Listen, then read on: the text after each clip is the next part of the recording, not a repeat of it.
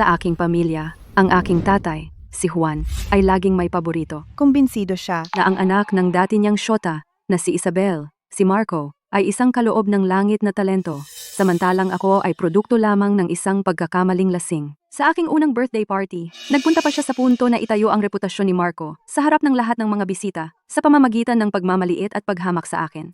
Lahat, pakinggan ninyo ang aking anak na babae. Ang tanging ginagawa niya ay humawak ng brush at sundutin ito kung saan-saan. Ito ay malamya at pilit. Ganap na hindi angkop sa anumang tamang okasyon. Hindi tulad ng aming si Marco. Marco ay may likas na talento sa brush at tinta. Kung gayon, ipapakita ko sa iyo kung ano ang isang tunay na talento-based, napakalaking pagbagsak.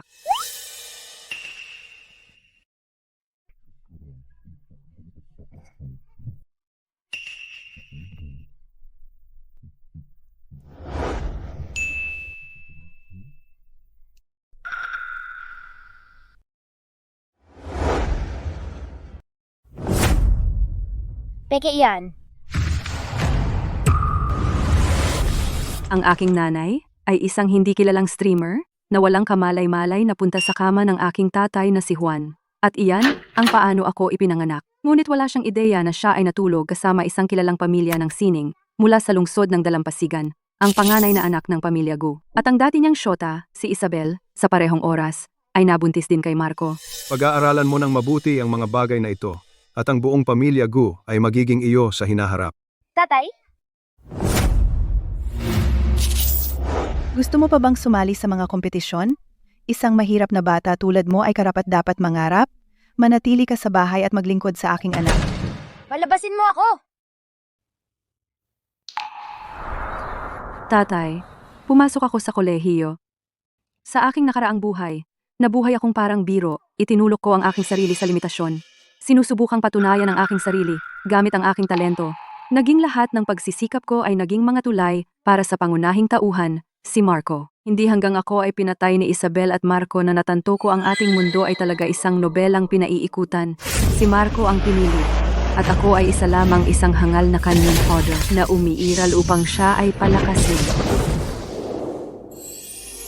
Ngayon na ako ay ipinanganak muli, tumanggi akong maniwala sa katarantaduhang ito. Ang tinatawag na pinili ay nangangailangan ng oras upang lumaki. Pagkatapos ay magsisimula akong mag-grind mula sa sinapupunan.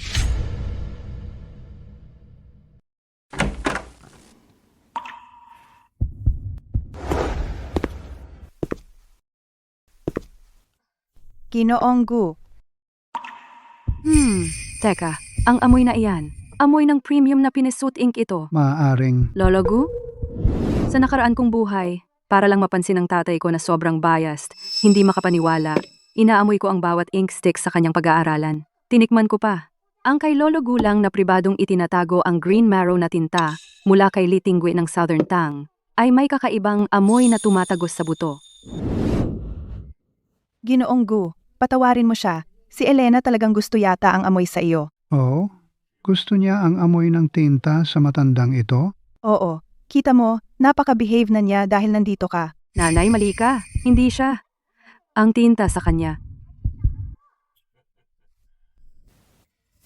Dahil nagkataon tayong magkita, ibibigay ko sa kanya ang ink stick na ito sa batang ito bilang tanda ng ating pagkikita. Eto, Elena, tingnan mo, ito ay galing kay Lolo Gu. Regalo para sa iyo. Unang regalo niya sa iyo. Ano ito?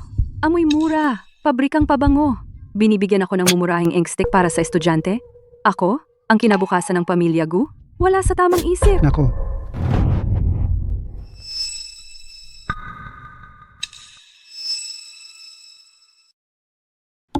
mukhang alam ng batang ito ang kanyang sinasabi.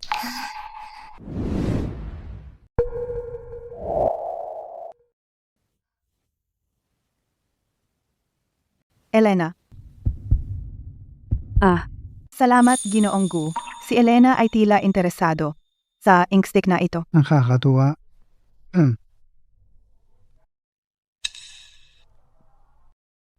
perpekto. Unang hakbang pagkatapos kong mabuhay muli, matagumpay na nakuha ang atensyon ng pinakamataas na autoridad ng pamilya Gu. Sige.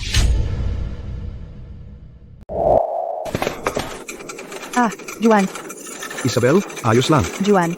Isabel, tibayan mo. Isabel. Juan. Isabel, Isabel, nandito ako. Natatakot ako, Juan. Tapos na, Isabel. Ikaw at ang sanggol ay magiging maayos. Nagpatingin ako sa manghuhula. Ang dinadala kong sanggol ay ang pinili. Ikaw na tagawasak ng tahanan. Ano naman kung nakaisang tagay ka at nakipagtalik sa isang sosyalita? Ang hinaharap ng kwentong ito ay sa akin at sa aking anak. Sige, pakyuan ka walang kwentang tatay, pinapaboran mo ang dati mong syota at ang kanyang anak sa harap ko.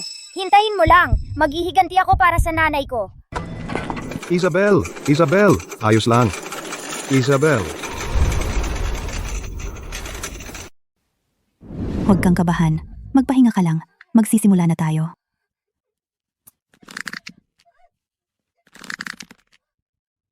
Sige, panoorin mo akong gumawa ng aking natural na mahika at tulungan ang nanay ko na magkaroon ng maayos na panganganak. Magsimula na tayo. Labas na agad? Ganoon kabilis? Wow, ang bilis ng pagsilang ng sanggol na ito.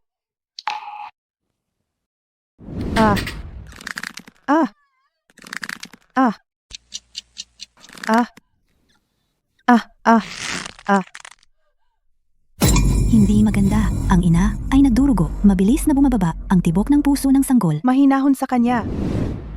Isabel. Isabel, Isabel. Wala pang nakakita ng natural na panganganak na wala pang 1 minuto. Ang sanggol na ito ay isang biyaya. Oo, pinag-uusapan ito ng buong ospital. Lahat sila ay nagsasabi narito siya upang magbayad ng utang na loob. Ako ang hinaharap ng pamilya ko. Isabel. Oh, Isabel. Ayos lang, Isabel. Nasa akin ka na. Nandito lang ako, Isabel. Ayos lang. Ayos lang. Doktor, iligtas ang ina. Iligtas siya, kahit anumang mangyari. Ang inang ito ay nanganganak ng 1 buong araw at gabi. Mukhang nagdurugo siya. Oo, nakakaawa naman. At naglakas loob siyang tawagin ang sarili na ang pinili. Nakakatuwa ka. Juan, kakapanganak ko lang at hindi ka man lang pumunta sa ospital para makita ako. Nasa ospital ako at parang basura ang trato sa akin. May mga kagyat na bagay sa kumpanya. Hindi talaga ako makaalis. Kapag humupa na ang mga bagay, pupuntahan kita at ang anak natin agad. Ako. Yang si Maria na yan. Paano ba't ganoon kadali ang panganganak mo? Samantalang ako'y 1 araw at gabing nag-labor, dinugo ng malakas, napunta sa ICU at muntik nang mamatay? Sabi ng lahat, ang anak mo ay biyaya at ang akin ay para singilin ang utang. Maria, ang iyong sanggol ay sobrang masigla. Pati iyak niya ay mas malakas kaysa ibang sanggol. Hindi gaya ng ating si Marco. Makikita mo na siya'y isang maayos at tahimik na bata. Sa hinaharap, tiyak na makakapag-ayos siya at matututo ng kaligrapiya at pagpipinta. Tiyak na siya ang paborito ni Lolo Gu. Pakinggan mo siya. Talaga namang sinasabi niya na ako'y sobra-sobra, walang modo, bastos at hindi para sa sining. Tama. Oo, ang anak mo ay kamukha mo. Tahimik.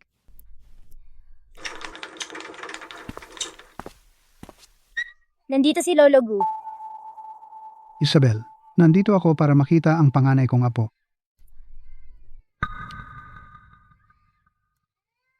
Nandito si Lolo para makita ka. Tigilan mo na ang pag-iyak.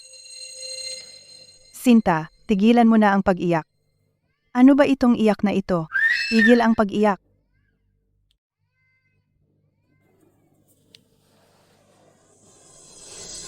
Yun na ang pagkakataon ko. Ay nako. Ilang araw pa lang itong bata at ngumingiti na sa akin. At hindi lang para kay Lolo ang ngiti niya.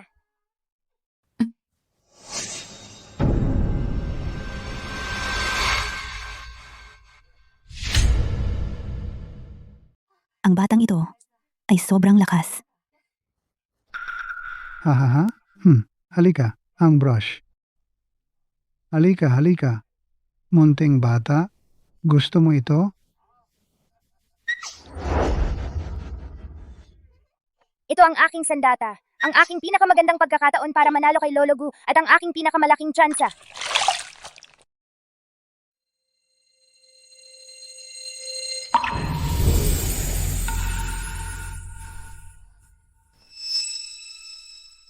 Bawat obra maestra ng kaligrapiya nagsisimula sa isang tuldok.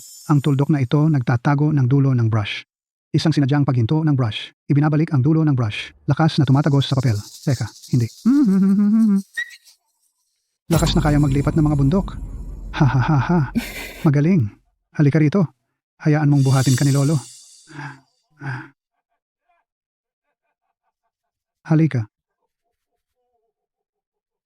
Isang henyo. Isang henyo na minsan sa isang siglo. Para sa pamilya Gu. Ang tuldok na ito ay ang aking unang pangako ng katapatan sa pamilya Gu. At ito rin ay ang aking unang hamon sa pinili, si Marco. Ang munting ito ay isang likas na mapanlinlang. Leo, bilhin mo lahat ng mga set ng brush, tinta, papel, at inkstone para sa ritual ng pagpili sa merkado para paglaruan niya. At kunin mo lahat ng mga top tier na suplemento at mga gamit ng sanggol. Ihatid lahat kay Maria. Opo, Ginoo. Ang lintik na munting pasaway. Lahat ng ito ay para sana sa kay Marco. Akala niyong dalawa kaya niyong makatakas dito? Uy, narinig mo ba yon? Ngayon, alam na ng buong pamilya Gu na sigurado na si Lolo Gu ay may bagong silang na kaya na humawak ng brush at gumawa ng marka. Isang super henyo. Eksakto. At ang lehitimo, tamang pinangalan ng batang apo, si Marco, ay walang ginagawa kundi sumigaw at umiyak. Kayong dalawang kaibig-ibig, hintayin niyo lang.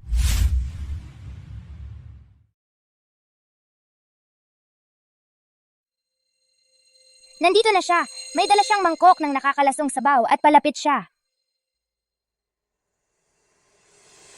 Binibining Isabel. Alam mo, napansin ko lang na parang hindi ka okay kamakailan. Ang pag-aalaga ng bata ng mag-isa ay tiyak na nakakapagod. Ito ay pampalusog na sabaw na ginawa ng nanay ko para sa akin. Gawa sa pinakamagagandang sangkap. Dapat talaga subukan mo. Parehong luma na trick.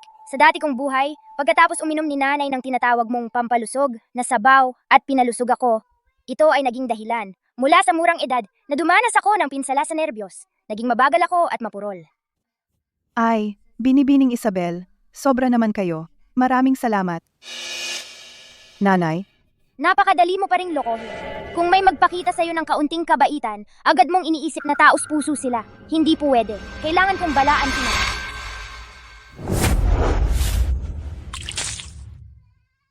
pasensya na, Binibining Isabel. Ito lang ay ang aking sanggol ay tila hindi gusto ang lasa ng herbal na sabaw na ito. Ang toxicity ng sabaw na ito ay madaling pumapasok. Kahit isang paghigop lang ay malaking banta sa isang sanggol. Maria, ayos lang iyan. Sa ibang pagkakataon magdadala ako sa iyo ng bagong batch ng herbal na sabaw. Si, Ikaw na masamang bruha. Si nanay ay madaling lokohin, ngunit ako hindi. Sa susunod, sa sandaling pausuhin ako ni nanay, iluluwa ko lahat. sige na. Oras na kumain. Ayan. Hindi ako iinom. Ay nako, kahit nakaunti lang ang nainom ko, ang ulo ko ay parang maulap at mabigat. Sarap mo talaga, Isabel. Ang kasamaan mo ay lampas sa aking inaakala. Maria, ito ay sabaw ng itim na manok na ginawa ng nanay ko para sa akin. Meron itong pinakamagandang astragalus at angelica root. Kailangan mong inumin ito habang mainit. Ang bait mo naman. Salamat, Binibining Isabel. Maria, binigyan ako ng nanay ko ng sabaw ng pugad ng ibon. Sabi niya ito raw ang pinakamabuti para sa pagaling. Ang talagang pinakamabuti, kaya nag-ipon ako para sa iyo. Nako, Binibining Isabel, ang ganitong karangyaan, hindi ko pa nasusubukan kahit na. Heto. Maria. Elena, tingnan mo, hindi ba't kahanga-hanga si Binibining Isabel? Napakabait, napakaganda, at inaalagaan tayo ng mabuti. Pareho tayo, di ba? Hindi! Masyadong nagtitiwala si nanay. Hindi ko hahayaan na ang masamang babaeng ito ay patuloy na manakit sa akin at kay nanay. Kailangan kong humanap ng paraan upang mapatibag sila. Lola Gu. Pumunta ako rito para makita ang aking munting apo. Ngayong nandito na si Lolo Gu, oras na para makita niya ang aking engrandeng pagtatanghal. Elena? Anong problema? Elena? Anong nangyayari? Elena. Kumuha ng doktor. Ngayon din. Gusto kong imbestigahan ito. Gusto ko ng buong investigasyon. walang gastos na hindi susuklian, at alamin kung ano talaga ang nangyayari rito. Opo, Ginoo. Perpekto, Isabel. Tapos na ang iyong oras. Bilisan, kumuha ng doktor. Doktor. Doktor, tingnan mo. Bilis.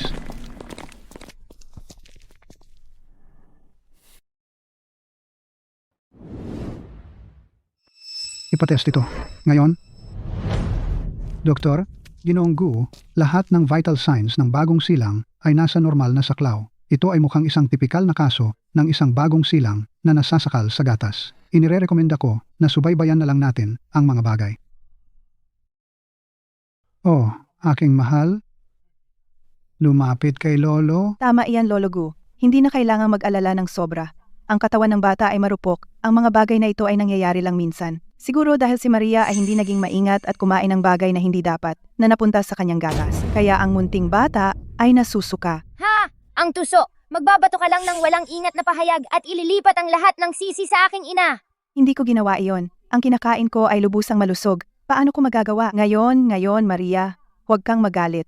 Hindi kita sinisisi. Ang totoo, pareho tayong mga ina. Kailangan nating talagang maging sobrang maingat. Kunin halimbawa si Marco. Palagi akong maingat sa kanya. Hindi ako naglalakas loob na kumain ng kahit ano dahil natatakot ako na baka makaapekto sa kanya. Narito na naman siya, itinataas ang sarili at ibinababa ang aking ina. Hintay ka lang. Oh, sus. Oh, Ginoong Gu? Ayos lang. Oh, sus. Munting bata, bakit ka pa umiiyak?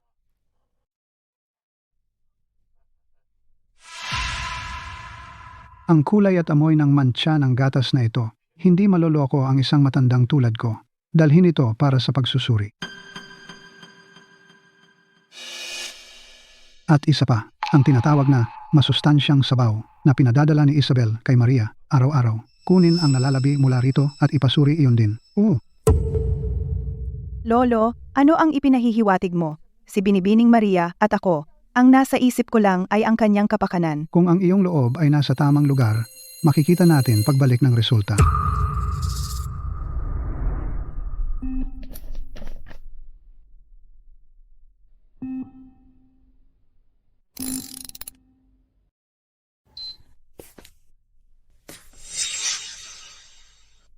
Tigil. Hanggang dumating ang resulta, walang aalis.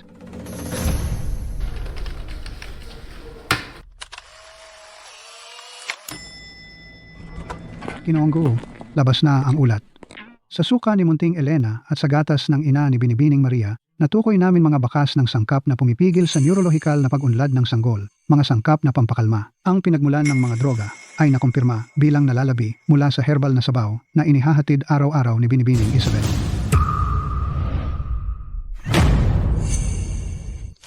Aba, anong mabait at birtuos na Isabel?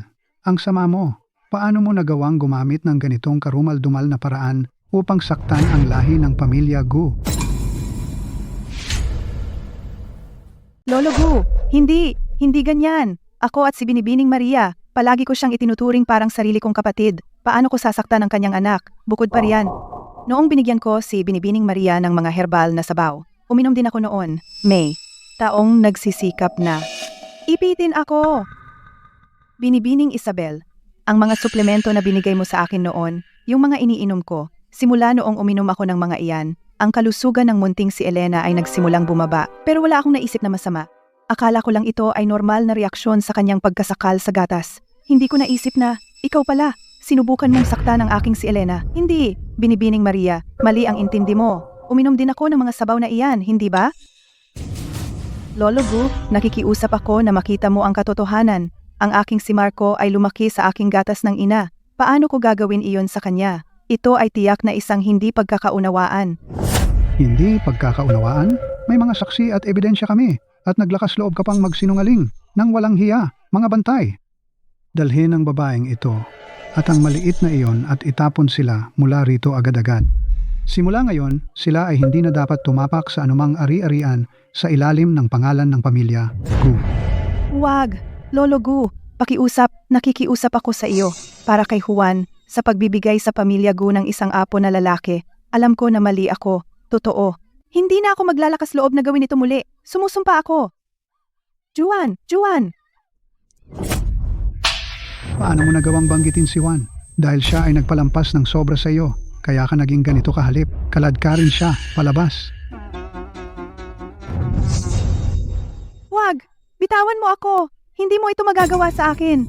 Ako ang ina ni Marco. Si Juan ang maniningil sa iyo para dito. Bruha ka, Maria. Sana mamatay ka sa kakilakilabot na kamatayan. Isang simpleng si Isabel ay walang kabuluhan sa akin. Normal ang presyon ng dugo. Salamat. Kukunin ko iyan.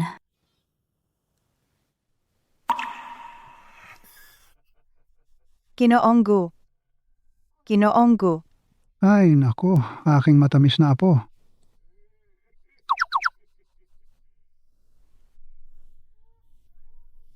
Ito ang buhay. Malayo sa walang kwentang tatay at sa kanyang itinatangi. Ang hangin ay mas mabango. Ang pagmamahal sa akin ni Lolo Gu ay tunay na maaasahan. Maria, magpahinga ka lang at dito ka na. Alagaan mong mabuti si Elena. Kung kailanganin mo ang anuman, sabihin mo lang sa mga katulong. Sige, salamat, tatay. Ibig kong sabihin, salamat, Ginoonggu. Ang anak ko at ako ay talagang nagbigay sa iyo ng labis na abala. Pamilya tayo, huwag nang magpormalidad. Elena ay ang kinabukasan ng pamilya Gu. Kayo dalawa, magpakalikot lang kayo. Opo.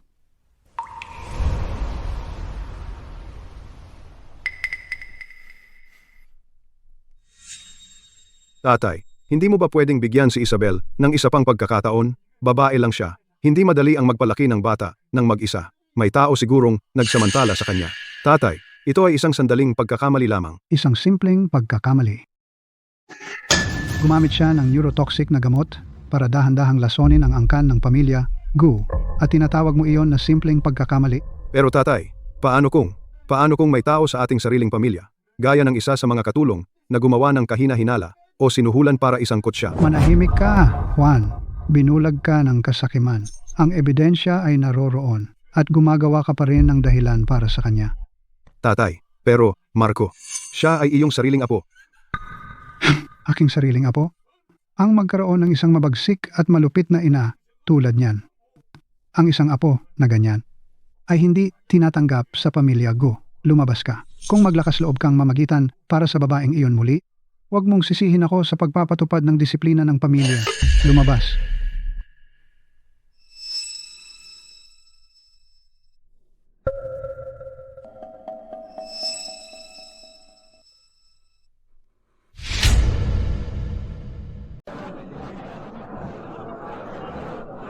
Elena, tingnan mo. Ang daming tao ngayon dito. Nandito sila lahat para sa birthday mo. Ito ang unang pagkakataon ko sa ganito kagarbong lugar. Nanay, kumalma ka lang. Routine lang ito. Ngayon, lalabas ka bilang ina ng isang dalaga ng pamilya Gu. Tumayo ka ng tuwid at mayabang. Tumayo ng tuwid.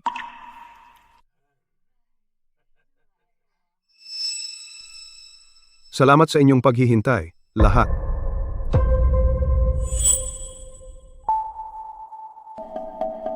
Hindi ba si Isabel at ang anak niya, si Lolo Gu, ay pinalayas na sila sa pamilya Gu ng tuluyan, di ba? Oo, paano naglakas loob ang mag-inang na pumunta sa piging ng unang kaarawan ng pamilya Gu? Tiyak na nandito sila para manggulo. May hindi pagkakaunawaan tungkol sa bagay na ito. Sinuri na naming mabuti ng aming pamilya. Sina Isabel at Marco ay walang kinalaman dito. Isang katulong ng pamilya Gu ang hindi tapat at lihim silang pinaratangan ng lason, kaya't sila ay napagbintangan. Alam ko na, ilang salita mo ay sapat para lokohin ang aking walang kwentang tatay. Pero iba ako. Susunod, magbabayad ka. Hoy, tingnan mo yan. Sino yan? Anong ginagawa nila dito? Seryoso. Tatay, ngayon ay ang unang birthday party ni Elena. Isabel at si Marco ay narito para bumati.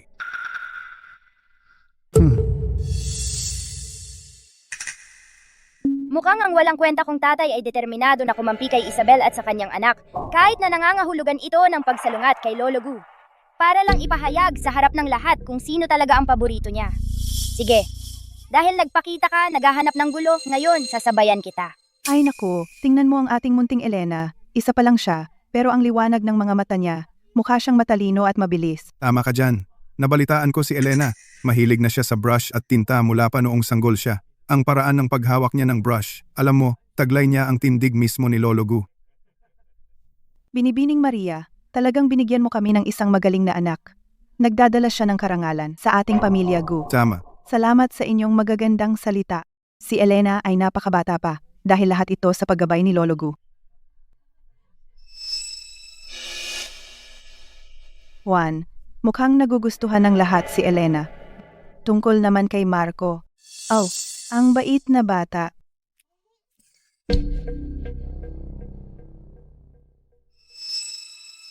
Tagapaglingkod. Dalhin ang brush, tinta, papel, at inkstone. May tao, halika rito. Dalhan mo ako ng brush, tinta, papel, at inkstone. Oo, Ginoo.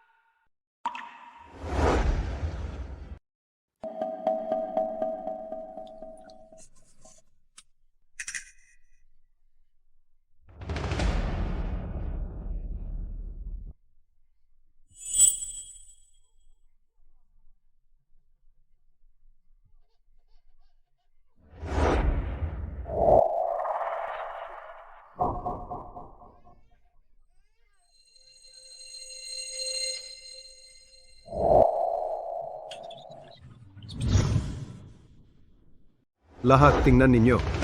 Ito ay isang painting na ginawa lang ng aking anak na lalaki na ginawa niya ng biglaan. Ang tawag dito ay Red Plum Blossoms in the Snow. Tingnan ninyo ang mga sanga na ito, ang mga bulaklak ng plum na ito, ang hindi kapanipaniwalang lakas ng pagkatao. Ang aking anak na si Marco ay napakabata pa, ngunit kaya na niyang ipinta ang mga mapagmataas at hindi sumusukong bulaklak ng plum. Ito ang hitsura ng tunay na talento. Ito ay likas na katalinuhan. Tunay nga, Iyan ay talagang kahanga-hanga. Isang batang prodigy. isang henyo. Wow, kung ano ang ama, gayon din ang anak. Ginoong Juan, ang lakas ng pagkatao ng iyong anak, ang aura na ito. Siya ay nakatakdang maging dakila. Talagang. Tingnan ang diwa sa mga bulaklak ng plum na ito. Walang ordinaryong bata ang makakapantay. Ginoong Juan, mayroon kang karapat-dapat na kahalili. Hindi tulad ng iba. Kahit na sila ay may hawak na lumang brush at nagdoodle mula pagkabata, ito ay walang iba kundi mekanikal na kasanayan. Matigas, mahigpit. Hindi tulad ng aking anak na si Marco. Ito ay tunay na katalinuhan. Ito ay isang regalong 1 sa 1,000,000. Juan, ikaw, paano mo nasabi iyan? Ha, Red Plum Blossoms in the Snow. Lakas ng pagkatao, katalinuhan, anong ganap at lubos na biro. Walang kwentang tatay. Ang natitira na lang sa'yo ay itong talento sa panlilin lang sa sarili. Hintayin mo lang. Ikaw at ang mukha ng iyong henyo na anak. Ngayon papawiin ko ang smug look na yan. Dumating na ang pinagpalang oras. At ngayon, para sa ating munting prinsesa, Binibining Gu, simulan na ang ritual ng pagpili. Napakahusay. Mabuti.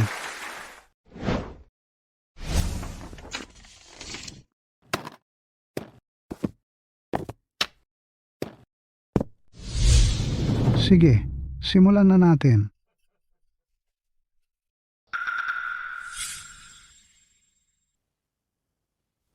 Elena, tingnan mo ang mga ito.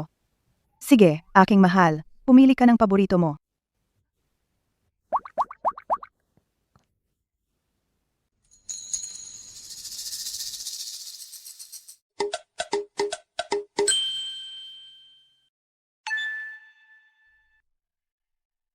Heya, Ngayon na ang aking pagkakataon.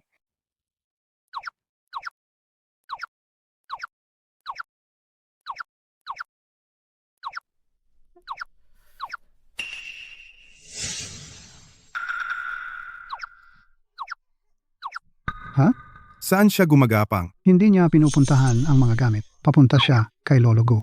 Ano ang ibig sabihin niyon?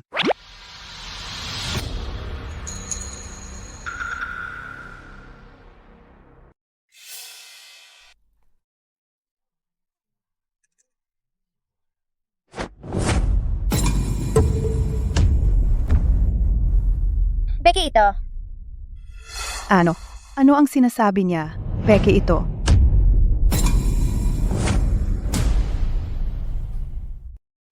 Ano? Peke? Pake? Oh, sige na, Elena. Hindi mo pwedeng sabihin ng mga ganyan. Ang tanga. Ang jade na pendant na suot ng tatay ko ay hindi pwedeng peke. Gumagawa ka lang ng gulo. Mahal, naglakas loob kang sabihin sa publiko na ang jade pendant ni Lolo Gu ay peke. Ngayon tapos ka na.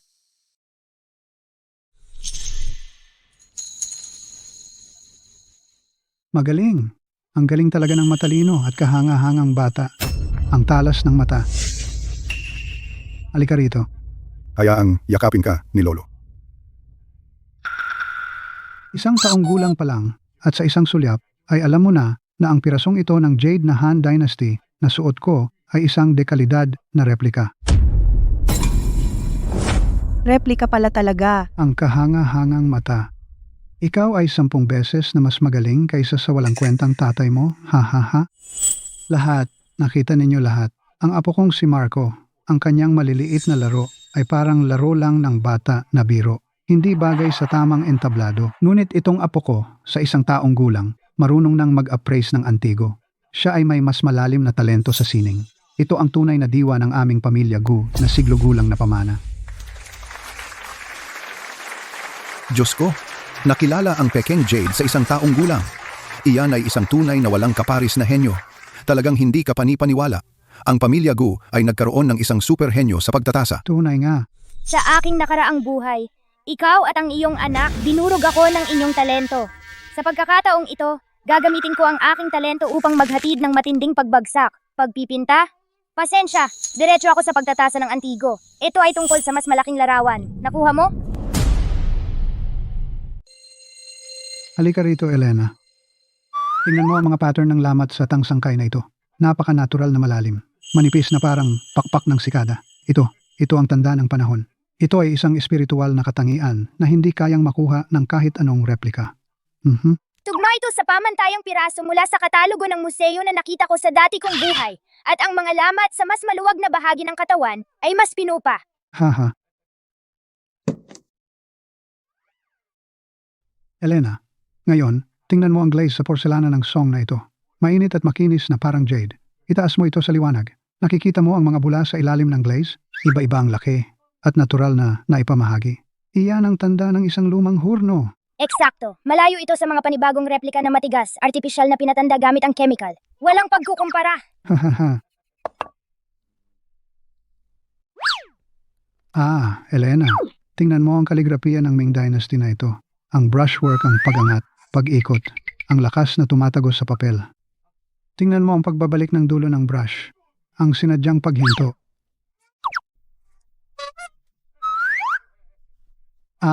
Leo, nakikita mo? Ang aking munting apo na ito ay tunay na kaloob ng langit. Hahaha. Agad niyang nauunawaan ang mga bagay at inilalapat sa iba pang paraan. Ang ating pamilya Gu ay tunay na nagkaroon ng isang wunderkind. Ginoo, ang likas na talento ni Binibining Elena ay hindi pa naririnig kahit sa matandang katulong na ito. Dahil ang aming munting Elena ay napakahusay, ang kanyang ina ay hindi dapat mahuli. Tama? Sige, puntahan si Maria sa bahay subasta ng pamilya upang magsimula siyang matuto. Mamaya, makakatulong ito na ihanda ang daan para sa aming munting Elena. Okay? Kaya talagang tungkol ito sa pag-angat ng katayuan sa pamamagitan ng kanyang anak na babae. Ang talentong iyon na lagi ninyong tinutuya noong nakaraang buhay. Sa buhay na ito ang aking sandata upang durugin ang lahat.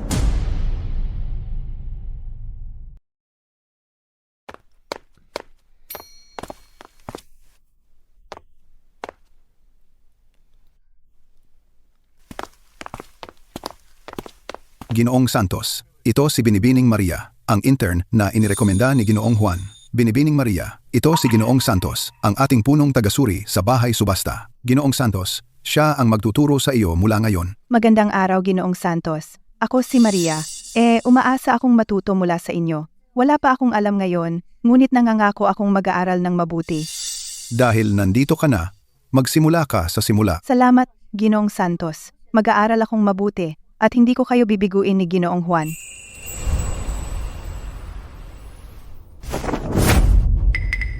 Sumikat siya sa isang gabi. Miguel, swerte lang iyon. Parang bulag na daga na nakahanap ng pagkain. Pustahan tayo.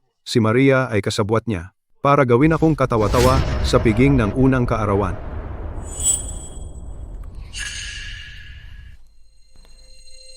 Juan, huwag kang mag-alala. Ang matanda ay si Elena lang ang tingin ngayon. Saan napupunta ang ating si Marco? Nabalitaan ko, pinapasali na siya ng matanda sa koleksyon ng pamilya negosyo. Ang ating si Marco ay ang tunay na anak ng pamilya Gu. Isabel, anong ibig mong sabihin? Juan, may gusto kitang ipakita.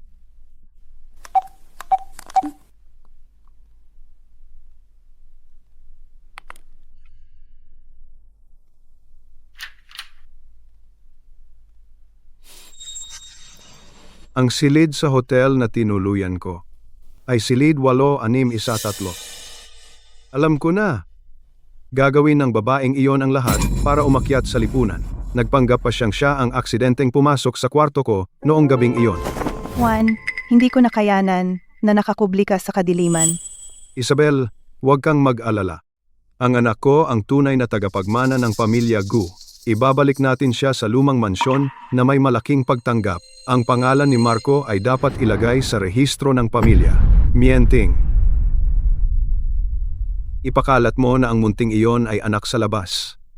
Tingnan natin kung paano mapipigilan ng matanda si Marco na bumalik sa lumang mansyon.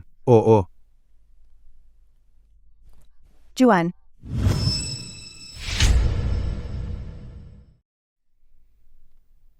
Ginoo, may balita na ang batang Ginoo ay nagbabalak dalhin si Binibining Isabel at si binatang Ginoong Marco sa ari-arian ng pamilya ngayon. At agad niyang ilalagay ang pangalan ni binatang Ginoong Marco, pangalan sa rehistro ng pamilya. Ano? Ang lakas ng loob niya? Ang suwail na anak na iyan? Desidido siya na mabaliw ako, di ba? Dadalhin niya sa kahihiyan ang buong pamilya Gu. Ginoo? Ang babaeng iyon, si Isabel, sinubukang sirain ang lahi ng pamilya Gu. Tibay ng ebidensya. At gusto pa niya siyang ibalik. May respeto ba siya sa akin, ang kanyang ama? O sa mga alituntunin ng pamilya? Ginoo, pakiusap, kumalma ka. Isipin mo ang kalusugan mo. Sa tingin ko ay dahil sa kamakailang chismis na si Binibining Elena ay hindi anak ng batang Ginoo. Kaya siya nagmamadali para ibalik si binatang Ginoong Marco. Chismis lang. Ang hangal na iyan.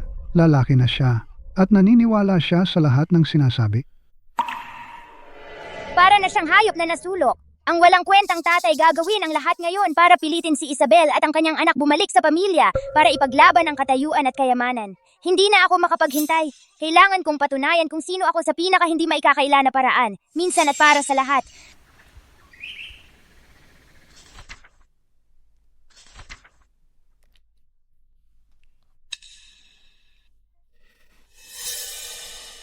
Ngayon na.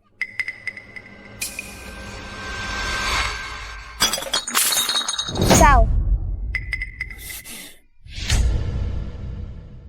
Ikaw, Oy, Elena. Pasensya.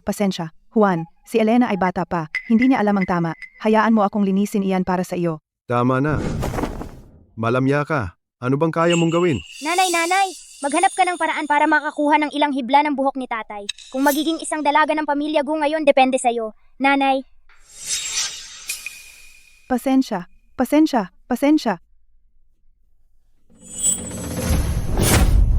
Marunong ka ba talagang maglingkod? Binunot mo ang balahibo ng binti ko. Ikaw, ang malaki at ang maliit, ang kakulitan.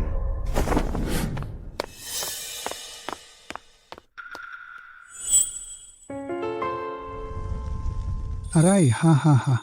Hindi ba ito masaya? Ha. Sus, kunin mo.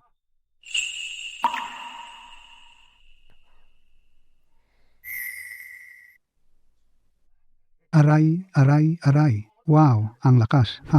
Tatay, Pakiusap, ipaglaban mo ako at si Elena. Alam ko mababa ang aking katayuan, hindi ako karapat-dapat pumasok sa pamilya Gu. Hindi ko rin alam kung si Elena ay talagang tulad ng sinasabi ng mga chismis sa labas. Kaya, kinuha ko ang mga bagay sa sarili kong kamay. Palihim na kumuha ng ilang buhok ni Juan. Sana ay ikaw ang mamahala upang bigyan si Elena at Juan ng paternity test, upang malaman kung si Elena ay tunay na anak ni Juan sa dugo.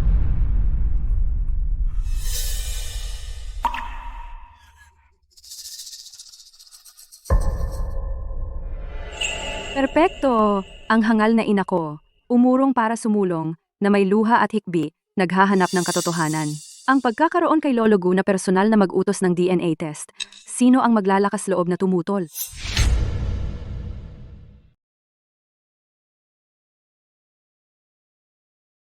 Ginoo, ang resulta ng paternity test ay nandito na.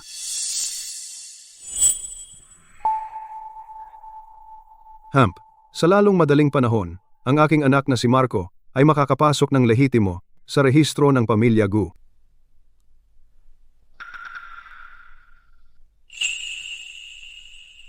Mga Ginoo at Binibini, narito na ang mga resulta. Maliwanag, sa itim at puti. Isang tugma ng 99.99%. Ang patunay ay hindi maikakaila.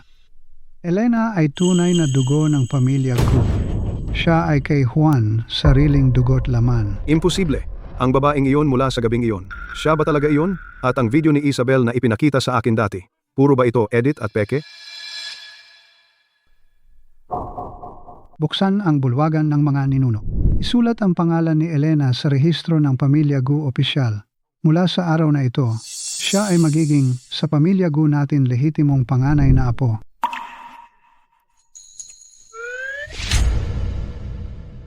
Mula sa araw na ito, siya ay ng pamilya Gu tamang panganay na apo. Elena, siya ba talaga ang aking anak? Ang palagi kong kinamumuhian ay aking sariling dugo't laman. Imposible! Peke ito. Tiyak. Maria, ikaw ay kaibig-ibig. Tiyak na may ginawa kang maruming lansihin. Juan, sabihin mong lahat ito ay kasinungalingan? Tama? Ano ang ginagawa mo? Ang ating si Marco ang talagang may talento. Siya ang pag-asa ng pamilya Gu. Hindi mo pwedeng gamitin ang pekeng ulat para gawin ito sa akin at sa aking anak. Talento? Kumukopya lang ng mga obra maestra na walang kaluluwa? Isang bata na iyak lang at tantrums ang alam. Isang mahiyain, duwag na bata ay hindi karapat-dapat sa ating pamilya Gu. Lalong hindi pag-usapan ang talento. Elena ang tunay na pag-asa ng ating pamilya. Siya ang kaloob ng langit na kayamanan na hinintay ng ating pamilya sa isang siglo.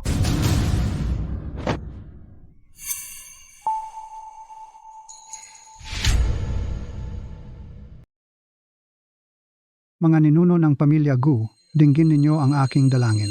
Ngayon, dinadala ko ang panganay na apo sa ika-18 henerasyon, si Elena, upang parangalan kayong lahat. Dalangin ko na ang ating mga ninuno ay pagpalain ang batang ito ng mabuting kalusugan, ingatan siya sa sakit at kamalasan, at pagkalooban siya ng isang buhay na payapa at masaya.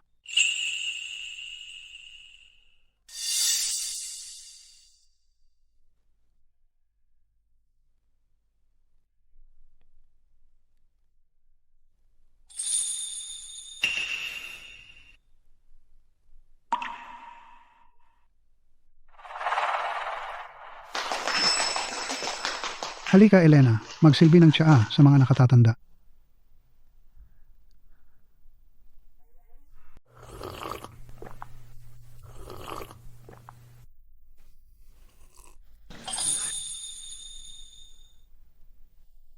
Halika. Magsilbi ng tsaa kay nanay.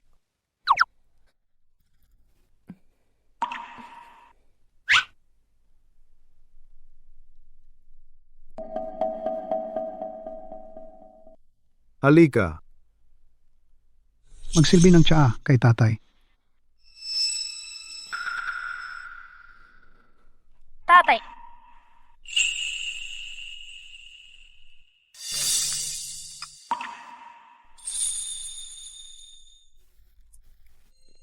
Mabuti. Mukhang mula sa sandaling ito, ang puso ng aking walang kwentang tatay ay nagsisimulang mabasag. Elena, wow! Ang laki ng silid na ito. Kumpara sa dati nating silid, ito ay higit sa 10 beses ang laki. Ang aking katayuan ay sigurado na, ang aking silid ay na-upgrade, at ang puso ng aking walang kwentang tatay ay nagsisimulang mabasag. Ngunit, hindi pa sapat. Si Isabel at ang kanyang anak ay parang dalawang tumor na nakabaon sa loob ng pamilya Gu. Kailangan kong gawin ang pinakamatinding hakbang. Upang tanggalin sila sa ugat. Yan na ang lahat. Sa nakaraang buhay ko, mahirap ang pamilya ko. Nakikita ko lang ang mga larawan nila sa mga libro or online. Ngayon mahahawakan ko na sila at pag-aaralan ko sila ng malapitan. Ang isang siglong pamana ng pamilya Gu ay talagang kakaiba. Leo, tingnan mo ito. Ang tiyaga ni Elena. Alam mo kung ano ang ipinapaalala niya sa akin. Isang tuyong espongha na nakakita ng tubig. Kailangan ko lang ipakita sa kanya ng isang beses at hindi lang niya naiintindihan. Nakakaisip pa siya ng mga tanong na nagpapahinto at nagpapaisip sa akin. Naniniwala ka ba sa ganitong likas na talino at ugali? Ang susunod na henerasyon ng pamilya Gu ay may pag-asa. Oo, Ginoo. Si Binibining Elena ay kumikilos na parang minahan ng ginto ito. Talaga nga, Lolo sumali blue iron rust spots. Tama ba? nakilala niya ito. Napakahusay. Lahi? Talino. Maaaring ako ay talagang mali noon?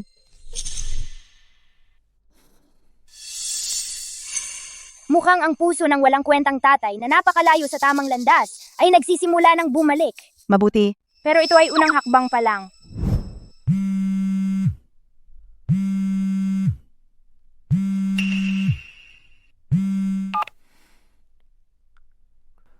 Kumusta? Juan, sumagot ka na sa wakas. Naku, si Marco ay nilalagnat. Hindi siya tumitigil sa pag-iyak para sa iyo.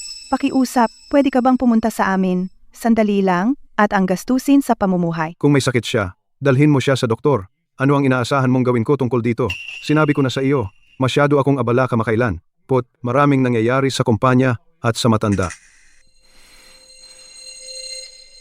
Tungkol naman sa gastusin sa pamumuhay, ipapadala ko sa iyo sa pamamagitan ng isang tao mamaya. Mula ngayon, para sa inyong gastusin sa pamumuhay, kunin ninyo ng diretsyo sa Finance Department.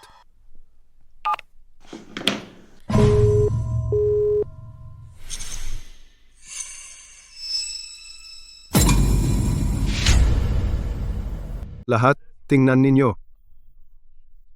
Ayon sa Departamento ng Marketing ng Gu Corp panloob na pagsusuri, ang mga gawa ng mga umuusbong na kontemporaryong mga artista ay hindi pinapahahalagahan sa kasalukuyan. Ang ating korporasyon ng Gu ay nagpaplanong mamuhunan ng 10 milyong piso upang makuha at ipromote ang mga ito 3 taon ang ating target na panahon. na may potensyal na ROI na mahigit 50%. 1. Ang pamilya Gu natin ay laging nakikipagkalakalan sa mga tradisyonal na antigo at pintura. Itong hindi maunawa ang basura ay sobrang delikado. Eksakto, itong painting na ito ay puro gulo. Sino ang makakasigurado na tataas talaga ang halaga? Baka mapunta tayo sa walang kwentang papel. Ang mga lumang fossil na ito ay napakakipot ng pag-iisip. Wala silang alam tungkol sa pagpasok sa mga bagong merkado.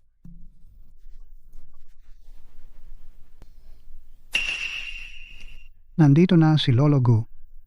Tatay, nasa gitna tayo ng pulong pamilya. Pinag-uusapan ang mga importanteng bagay. Dinala mo si Elena dito ay talagang hindi angkop. Ano ang hindi angkop doon? Ang ating Elena dito ay tunay na pamilya Gu. Dinala ko siya para makinig at palawakin ang kanyang pananaw. Bukod doon, ang aking munting apo ay may hindi kapani-paniwalang mata para sa sining. Isang pakiramdam na talagang hindi pangkaraniwan. Isang matalas na intuisyon. Tiwala ako sa kanyang kutob. Nag-uusap lang. Intuition? Sa isang mapanganib na larangan tulad nito, kahit ang mga eksperto hindi makakasiguro, isang bata na 1 o 2 taong gulang, anong klaseng kutob ang kaya niyang magkaroon? Mukhang ang tatay ko ay talagang nabaliw sa sobrang pagpapasasa sa kanya. Aba, lahat ang pirasong ito ay nasa isang umuusbong na larangan, ang gawa ng artista. Sa tingin ko, ang korporasyon ng Gu natin kailangan ng pananaw sa hinaharap at bisyon. Imposible. Sobrang risky. Hindi sulit ang puhunan. Maganda ito, kikita ito ng malaki. Elena, ano yung kalokohan? Ang gawa ng pintor na ito ay tinanggihan ko na. Ang ganda ng mga kulay at ang linya ay umaawit. Ang mga tao ay magugustuhan ito. Naku, tama na. Bata pa lang siya. Siyempre hindi niya maintindihan ang merkado ng sining. Elena, sinabi mo na ang isang ito kikita ba? Oh, kikita ito ng malaki. Yung mga yun? Malulugi sila. Ikaw, nagkalat ka ng kalokohan. Lahat ito ay pinili ng mabuti mga obra maestra. Paanong sasabihin mong malulugi ang mga yan? Ikaw. Susundin natin ang napili ni Elena. Maaari nating ituloy ang proyekto ng kontemporaryong sining. Pero kailangan nating ituon ang ating pondo. Makukuha lang natin ang mga gawa mula sa pintor na tinukoy ni Elena. Juan, ikaw ang bahala. Pero dapat mong ipaalam kay Elena ang lahat sa bawat hakbang. Tatay, bata pa lang si Elena. Tama na. Tapos na.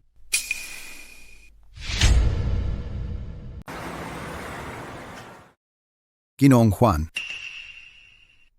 Ayon sa aming ulat sa merkado, sumusunod sa payo ni Binibining Elena, kami ay nakakuha ng mga gawa mula sa ilang mga sumisikat na mga artista. Dahil sa kanilang natatanging estilo at malakas na visual na wika, sila ay kamakailang nagdulot ng sensasyon sa International Art Expo. Nagdulot ito ng malaking sensasyon. At sa wala pang isang buwan, ang mga presyo ay dumami ng ilang beses. Sa paunang pamumuhunan na 10 milyong piso, ay nagpapakita na kami ng kita na 5 milyong piso at ang pataas na trend ay malakas.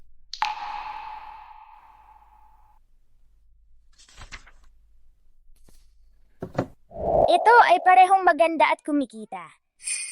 Palagi kong inisip na si Marco ay isang henyo, isang taong makapagpapapuri sa akin at tulungan akong tumayo laban sa matanda. Pero ngayon malinaw na Elena ay ang tunay na henyo. Siya ay aking sariling laman at dugo. Aking anak na babae. Sa isang simpleng mungkahi lang, maaari niyang dalhin ang pamilya milyong piso sa kita. Samantalang si Isabel at Marco, sila ay tunay na mga tagalabas, laging gumagawa ng gulo. Ang tunay na mahalaga. Sa tingin ko sa wakas ay nakikita ko ng malinaw ang mga bagay.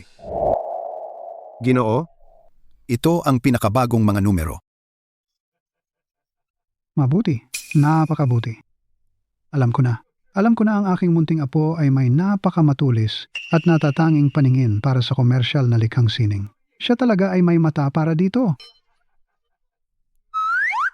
Walang mas malakas na magsalita kaysa sa malupit at matigas na pera. Ito ay mas epektibo kaysa sa anuman. Ang timbangan ng aking walang kwentang tatay ay lubusang pumabor sa akin. Ngayon, ang natitira na lang ay maghintay para si Isabel ay direktang pumasok sa ambitag na inihanda namin para sa kanya.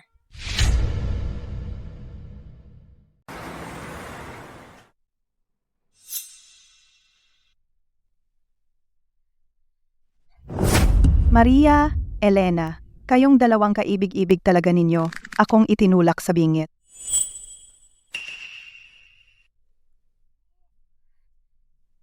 Tapos na.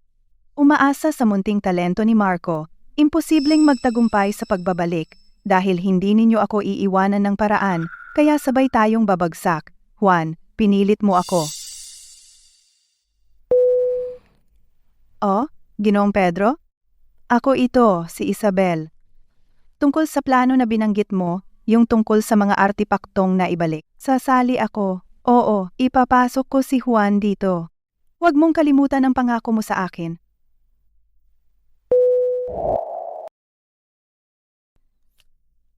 Kaibigang Juan, ito ay isang talagang minsan sa isang buhay na pagkakataon. Ang mga kayamanang ito, alam mo, lahat sila ay nasagip mula sa mga lugar ng digmaan sa malaking panganib. Ang nagbebenta ay desperado na ibenta ang mga ito. 30% mas mababa sa halaga sa pamilihan.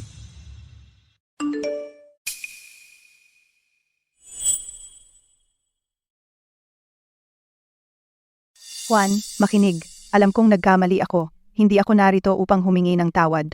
Gusto ko lang tumulong sa iyo at siguraduhing may kinabukasan si Marco. Ang proyektong iyon kasama si Ginoong Lee. Aking panig ng pamilya ay sinuri ito ng mabuti. Garantisado ito. Kung kaya mong makuha ang batch na ito, maaari kang kumita ng 200 milyong piso. Pagkatapos, sa harap ni Lolo Gu, sa wakas ay magkakaroon ka ng matibay na pundasyon. Wala nang magtatangkang maliitin ka pa kailanman. Isang matibay na pundasyon.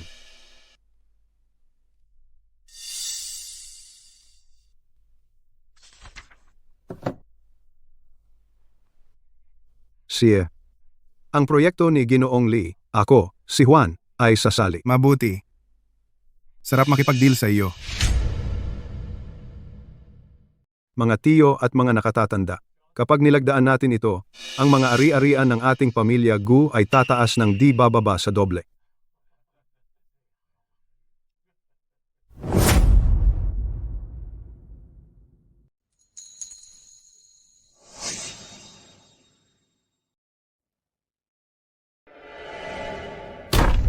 Tigil, hindi maaring pirmahan ang kontratang ito. Elena, anong kalokohan ang sinasabi mo? Lumabas ka. Bata pa siya. Ano ba ang alam niya? Lolo! Lolo! Ang batch na ito ng tinatawag na opisyal na kagamitan sa horno ng dinastiyang Song ay pawang mga high-end na peke. Isang malaking scam ito. Ano? Elena, anong kalokohan ang sinasabi mo? Ang mga ito ay pinatunayan ng ilang nangungunang eksperto na sama-samang nag-verify. Pumapayag ka bang tumayo diyan at magsalita ng ganyang kalokohan? Juan. Elena, huwag kang matakot. Halika rito kay Lolo. Halika. Sige, sabihin mo kay Lolo ang lahat. Bakit mo sinasabing scam ito? Lolo, tingnan ninyo. Ang Ruware na 3 paa na sisidlan ng Zune na ito, ang glaze ay masyadong pare-pareho. Kulang ito ng signature ng mga lamat na parang kuko ng alimango ng Ruware. At ang Guanware Florera na may tubular na hawakan, ang lilang bibig at bakal na paa nito ay artificial na pinatanda. Ang kulay ay nasa ibabaw lang. Hindi ito natural na hitsura. Tingnan mo, ang clay body ay masyadong magaspang. Ang pinaka nakakatawa ay itong Juneware plate. Ang inscription ay gumamit ng font na diretso mula sa computer. Binalot lang nila ng kaunti. Mukha itong napaka-artificial. Hindi man lang naman nila sinubukang gawing totoo.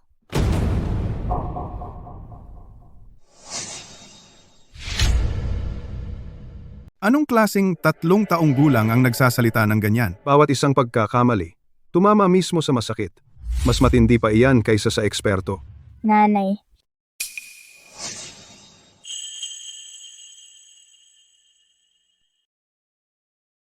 Lolo, tingnan mo ito. Ito ang nakuha ni nanay sa pamamagitan ng bahay subasta. Ginamit niya lahat ng koneksyon niya, nagpuyat ng ilang gabi, at saka lang naipon ito ulat ng pagsisiyasat.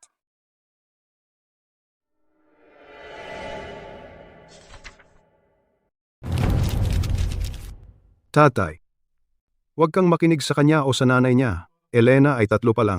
Ano ang alam ni Maria tungkol sa pagsisiyasat? Ang impormasyong ito ay hindi mapagkakatiwalaan. Tatay, hindi mo ba nakikita dinadaya ka? Tumahimik ka. Ang paglapit ni Tita Isabel sa iyo ay isang scam mula pa sa simula. Siya at ang mga tao sa likod niya, hindi kailanman gusto ang iyong pagmamahal ni isang lugar sa pamilya Gu. Gusto nilang ibagsak ang buong pamilya natin. Ano? Napakawalang katotohanan. Suwail na anak, buksan mo ang iyong mga mata at tingnan mong mabuti. Ito ang one that got away mo. Tingnan mo kung paano siya nagtatrabaho mula sa loob. Sinusubukang lamunin ang siglong pundasyon ng ating pamilya ng buhay. Imposible. Imposible, Isabel. Imposibleng dayain niya ako ng ganito. Bayan ng Ulap. Isang high-end na pagawaan ng replika. Ginoong Pedro, 5 milyong piso. Isabel. 1 milyong piso na komisyon. Juan, tingnan mo, alam kong nagkamali ako. Hindi ako nandito para humingi ng tawad. Gusto ko lang tumulong sa'yo. Yung proyekto kasama si Ginoong Lee. Pinapatingnan ko ito sa aking panig ng pamilya. Matibay na matibay. Kung makukuha lang natin ang batch na ito, mabebenta natin ito ng 200 milyong piso. Kapag nangyari yon, tatayo kang matatag sa harap ni Lolo Gu at magkakaroon ka na ng matibay na pundasyon. Walang maglalakas loob na mang-asar sa'yo kahit kailan. Matibay na pundasyon. Yung matibay na pundasyon na lagi niyang sinasabi ay isang setup lang para lokohin ako. At ako, talagang naniwala ako. Kaya pala, ako ang nag-imbita ng lobo sa ating tahanan. Muntik na akong maging ang sisira sa pundasyon ng pamilya Gu na 100 taong gulang na magiging kontrabida sa kasaysayan. Walang kwentang tatay. Ang makita ang malupit na katotohanan gamit ang sarili mong mga mata, mas matindi kaysa anumang sermon na posibleng gawin. Ano sa tingin mo ang munting regalong ito? Leo, tawagan ng pulis. Ngayon, isama si Isabel, kasama si Ginoong Pedro at Ginoong Lee, ang kanilang buong grupo. Gusto kong lahat sila ay arestuhin. Walang iisa man ang makakatakas. Oo, Gino. At ang batang iyon, si Marco din. Tatay, bata pa si Marco. Wala siyang alam sa nangyayari. Tumahimik ka. Kung ano ang ina, ganoon din ang anak. Sa ganoong mabagsik na ina, ang pagpapanatili sa kanya sa pamilya Gu ay walang idudulot kundi problema. Palayasin siya, ipadala siya sa ibang bansa, sa malayong bukid ng Kent. At kung wala ang aking pahintulot, hindi siya dapat bumalik sa bansa. Gusto kong putulin mo ang lahat ng ugnayan sa pagitan nila. Leo, gawin mo na ngayon. Oh, Juan, Juan, ikaw na mangmang. Muntik ka nang maging ang walang hanggang kahihiyan ng pamilya Gu. Imulat mo ang iyong mga mata at tingnan. Kung hindi dahil kay Elena, ang siglong pundasyon ng pamilya Gu ay nawasak na ng isang mangmang na tulad mo.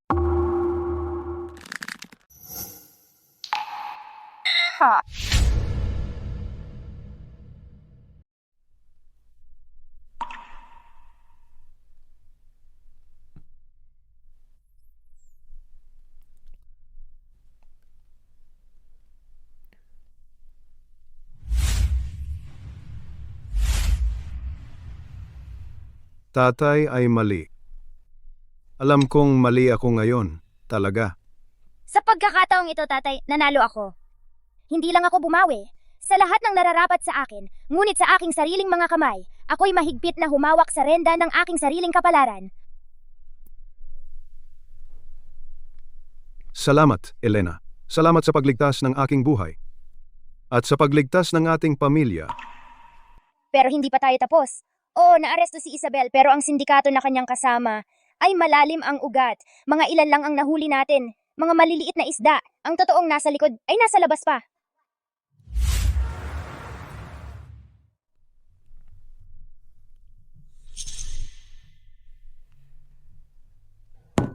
Tatay, uminom ka ng tubig.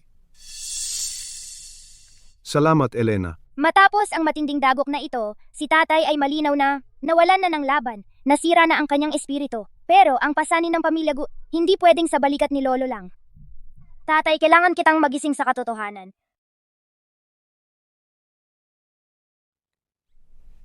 Tatay, naniniwala ako sa susunod na quarter. Ang merkado para sa kontemporaryong inkwash ay nakatakdang tumaas. Dapat tayong magposisyon ng maaga. Si. Magaling, Elena. Tama. At saka ang susunod na buwan, European Classical Oil Painting Subasta. Sa tingin ko ang loteng B17 ang larawan ay mababa ang halaga. Makakakuha tayo ng magandang deal. Sige, ipapasa ko sa ating tagapamahala ng marketing. Ang bahala.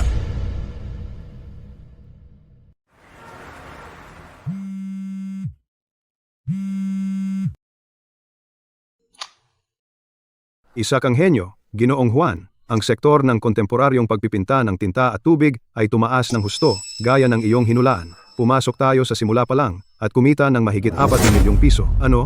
Kumita ka ng 4 na milyon? Oo, Ginoong Juan. Huwag mong kalimutan ang sa Europa, ang subasta sa Europa. Portrait P17 ay napunta sa 5 beses ng tantiya. Kumita tayo ng 20 milyong piso. Mukhang minamaliit kita sa buong panahon. Sa isang henyong anak na sumusuporta sa akin, paano ako hindi aangat? Panahon na para bumangon muli, Juan.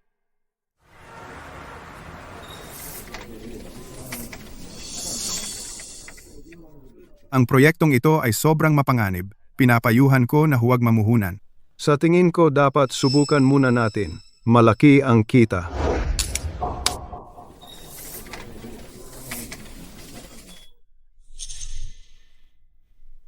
Elena, ano sa tingin mo?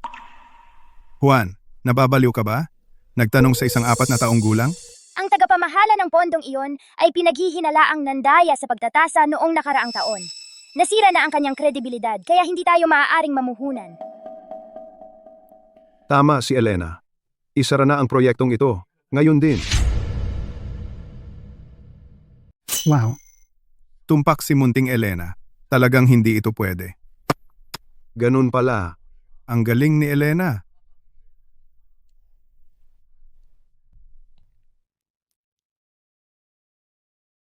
Sige, magpatuloy tayo sa susunod na proyekto.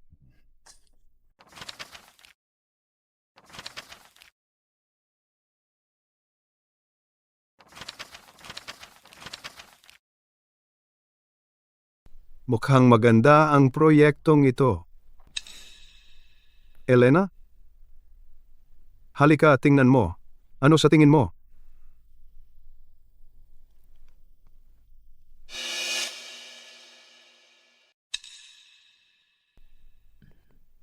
Kaya nating ituloy pero kailangan nating magpadala ng tao. Maraming peke sa lugar na yon. Magaling. Susundin natin ang pangunguna ni Elena. Agad na magpadala ng mas maraming inspektor. Tumatanda na ako. Ang kinabukasan ay para sa kabataan. 4 na taong gulang pa lamang, at mayroon ng henyo na antas ng katalinuhan sa negosyo at malayong pananaw. Diyos ko, hindi ka panipaniwala. Talagang kahanga-hanga.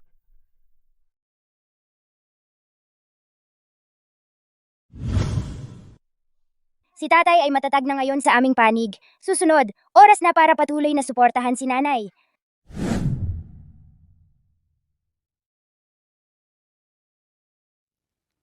Nakuha mo ba yon, nanay? Ikaw ang namamahala dito.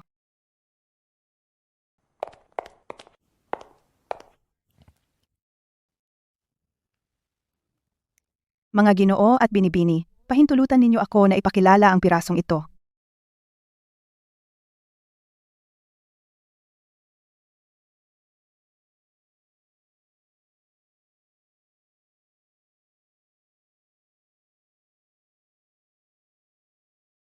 Eto, ang mangkok na ito ay para sa ating munti. Salamat, tatay.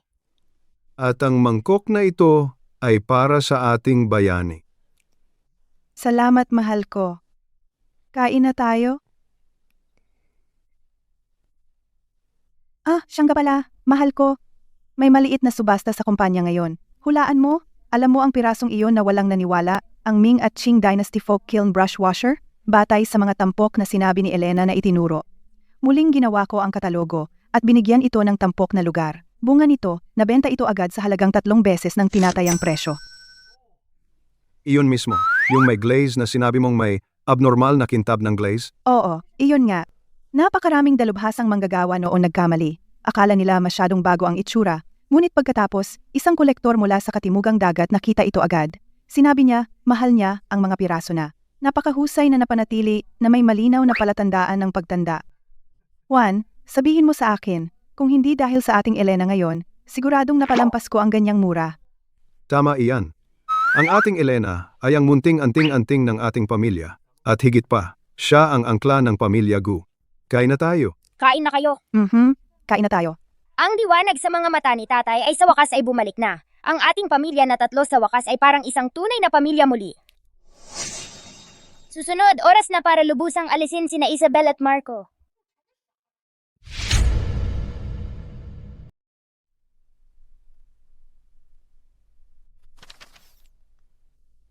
Tatay, may tanong ako. Ito'y bumabagabag sa akin. Aming munting henyo. Ano ang bumabagabag sa iyo?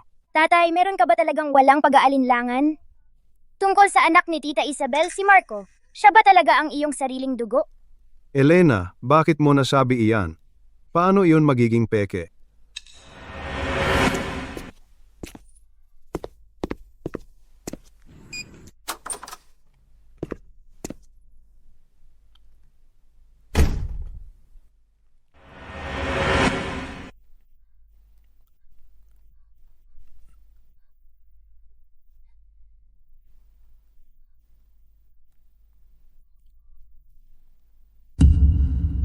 Isabel, Juan, lasing ka kagabi. Hinila mo ako. Napunta kami.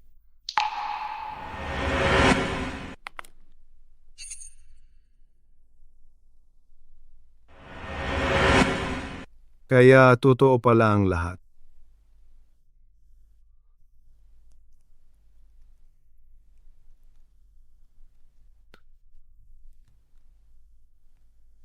Tatay, tingnan mong mabuti. Ito ang tunay na nangyari noong gabing iyon.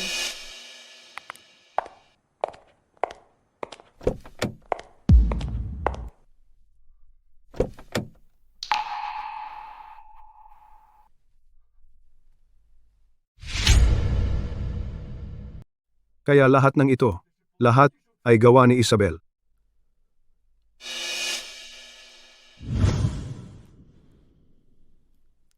Ito ang ulat ng paternity test para sa iyo at kay Marco.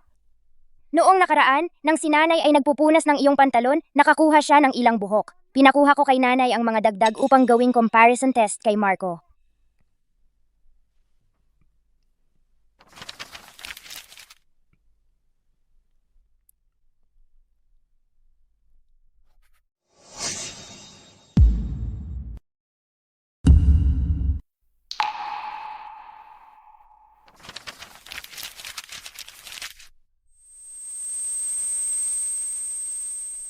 Palagi kong pinalaki si Marco bilang sarili kong anak.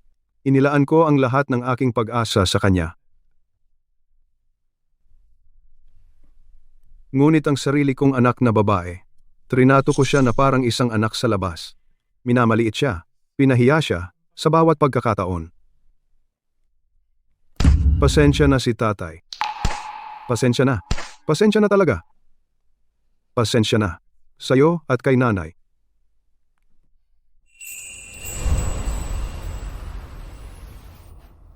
Huwag kang umiyak, tatay. Mabuti kang tatay, kahit papaano alam mo na mali ka at sinisikap mong itama ito. Yan ang dahilan kung bakit magaling kang tatay.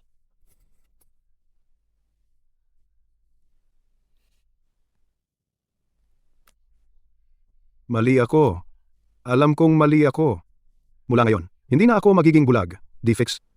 Mas mahal kita. Ikaw at si nanay lang ang mahal ko. Tayong tatlo. Hindi na tayo maghihiwalay, di ba? Ang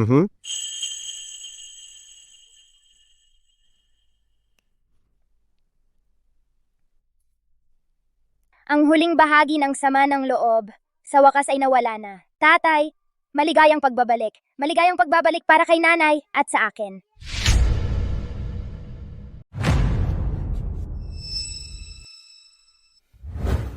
Kagalang-galang na hukom, hayaan ninyong linawin ko ang isang bagay.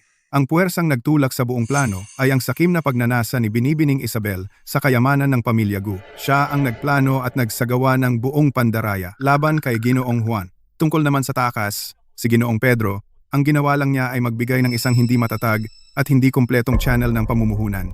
Wala siyang alam tungkol sa kanyang plano. Hindi siya ang utak.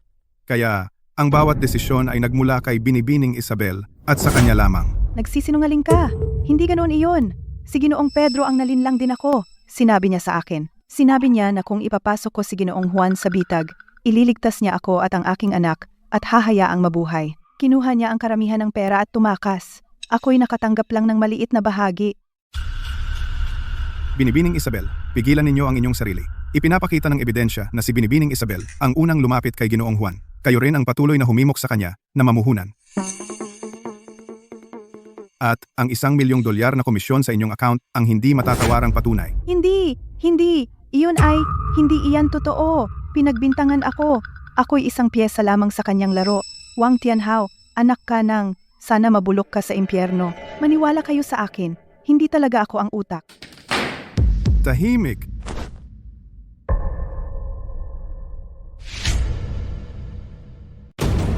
Ang hukuman na ito ay nagpapahayag ang akusado, si Isabel, na nagkasala ng malaking pandaraya.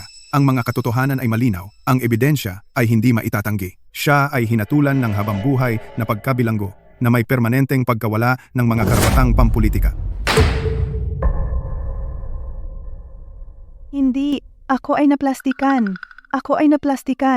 Juan, iligtas mo ako. Juan, iligtas mo ako. Juan. Mayroon akong malabong pakiramdam ng pagkabalisa, para bang ang pinakamalaking panganib ay nagaganap na malapit nang dumating sa atin. Sino siya?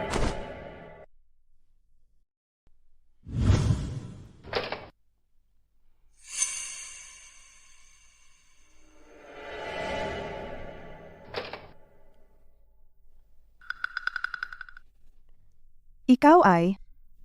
4 na taon na ang nakalipas. Sa Hotel Vista, Room 612. Ikaw at ang aking anak, si Ricardo, nagkaroon ng isang gabing pagtatalik. Naaalala mo ba? Ang taong nakatalik ko ng gabing iyon ay ang iyong anak.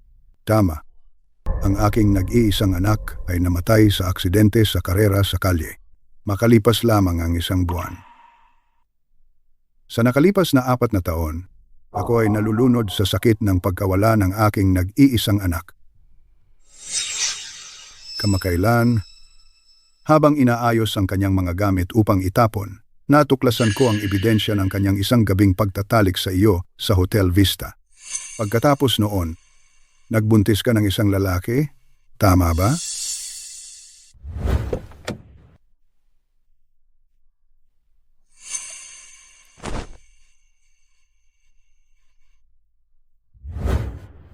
Ang matandang ito ay mukhang mayaman o maharlika. Marahil si Marco ay may pagkakataon pa na baguhin ang mga bagay. Tama yan. Pagkatapos ng gabing iyon, nalaman kong buntis ako. Ngunit pinilit ako ng pamilya Gu. Napakalakas ng kanilang kapangyarihan. Wala akong magawa kundi sabihin na ang bata ay kanila. Kung mapapatunayan lang natin ang iyong anak ay aking sariling apo, lahat ng nawala sa iyo at sa iyong anak, ipapabayad ko sa pamilya Gu ang bawat sentimo ng 100 ulit. Sa apartment na inupahan ko, mayroong ilang buhok ni Marco noong sanggol pa siya na iniwan niya. Ang code ng pinto ay 6368774. Maaari mong kunin para sa DNA test. Kung mapatunayan ng test na si Marco ay tunay mong apo, nakikiusap ako sa iyo. Pakiusap, kailangan mo siyang kunin mula sa malayong maliit na bayan sa ibang bansa at ibalik siya. Bata pa siya, ngunit ang pamilya Gu ay ipinadala siya sa malayong lugar. Huwag kang mag-alala, kung si Marco ay aking apo, magbabayad ang pamilya Gu ng 100 ulit.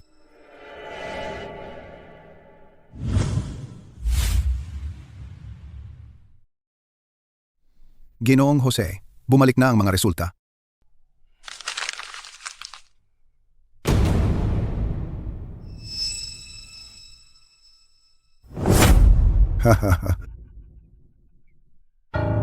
Ang pamilya Gu, maghintay kayo.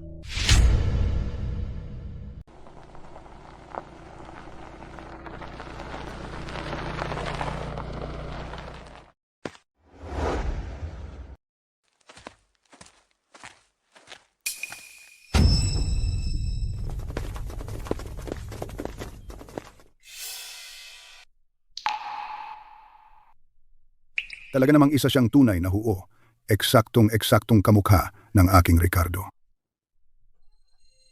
Aking sariling apo, natagpuan ka na sa wakas ni Lolo. Tingnan mo kung ano ang ginawa ng mga kaibig-ibig na iyan mula sa pamilya Gu na inilagay ka at ang iyong ina sa ganoong kalagayan.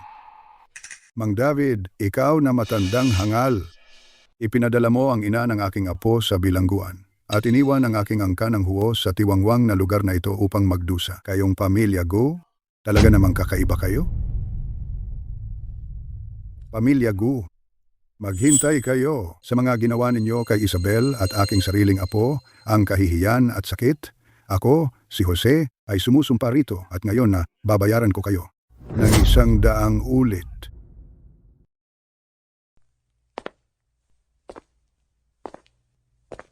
Maligayang pagbabalik, binatang Ginoo.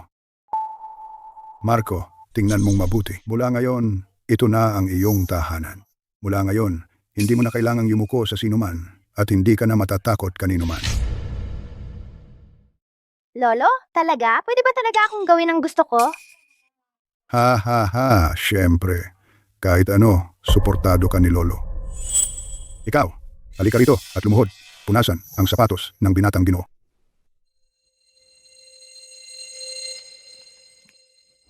Ayoko ng katulong na humahawak sa akin. Hindi mo ba siya narinig? Umalis ka.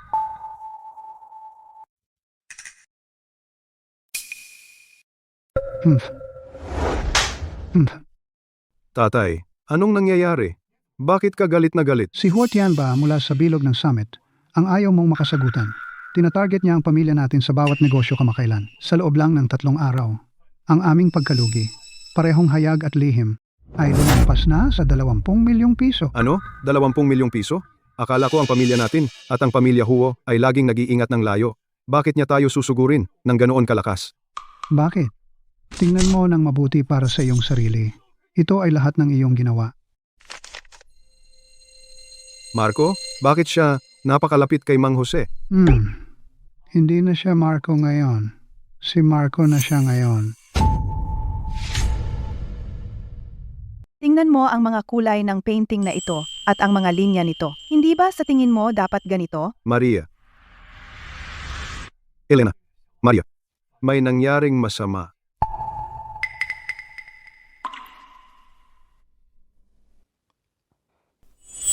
Apat na taon na ang nakalipas. Matapos lasingin si Isabel, aksidente siyang pumasok sa silid 8612 na iyon.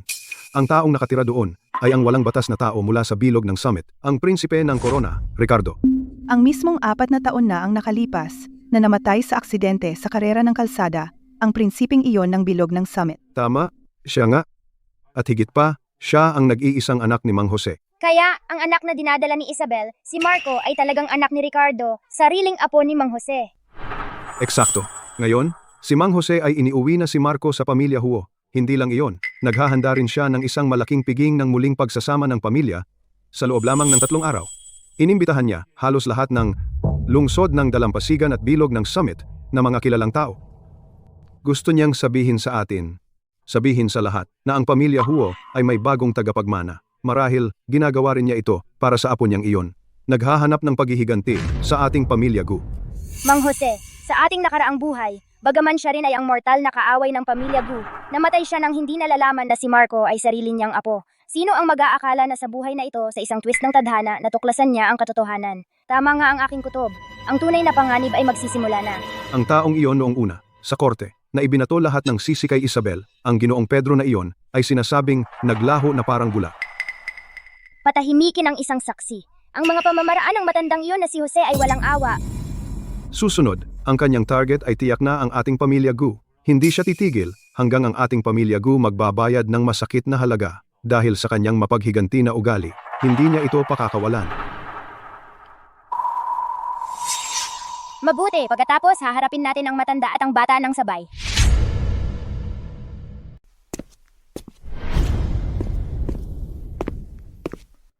Ginoong Gu, Ginoong Juan, nandito ako para kay Ginoong Jose.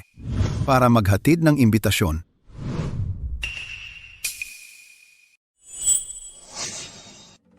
Sa loob ng 3 araw, si binatang Ginoong Marco ay magdaraos ng isang engranding pagtitipon ng pamilya na parang palabas. Ginoong Jose ay nagimbita sa lahat ng mga elite upang ipagdiwang ang mahalagang okasyong ito.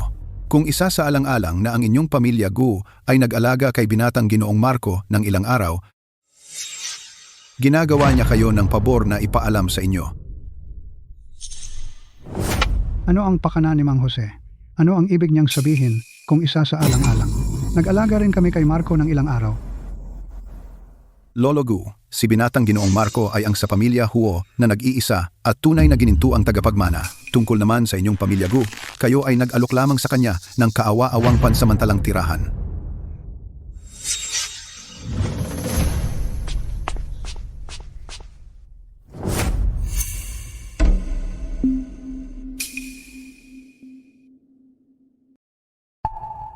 Bahay ni Ginoong Jose malapit na bang mabangkarota kung nagkataon? Ikaw na munting babae. Ang kapal ng mukha mong magsalita ng kalokohan. Ang gintong dahon na ito ay mura. Sobra ang tanso, kaya naging itim ang kulay. Ang magilid ay nagdumi sa aking mga kamay. Ang papel ay manipis. Ito ay isang murang produktong pinipindot ng makina. Parang kahit ang mga bonus sa katapusan ng taon na ibinibigay namin sa aming mga tagapaglinis ay mas mahusay pa kaysa sa basurang ito. Ginoong Jose, naubusan na ba ng pera gamit ang murang imbitasyon para manloko ng tao? Kung talagang may problema ka, pwedeng kausapin mo ang tatay ko. Ang pamilya ko namin ay masayang magpapahiram sa kanya ng pera para sa disenteng imbitasyon.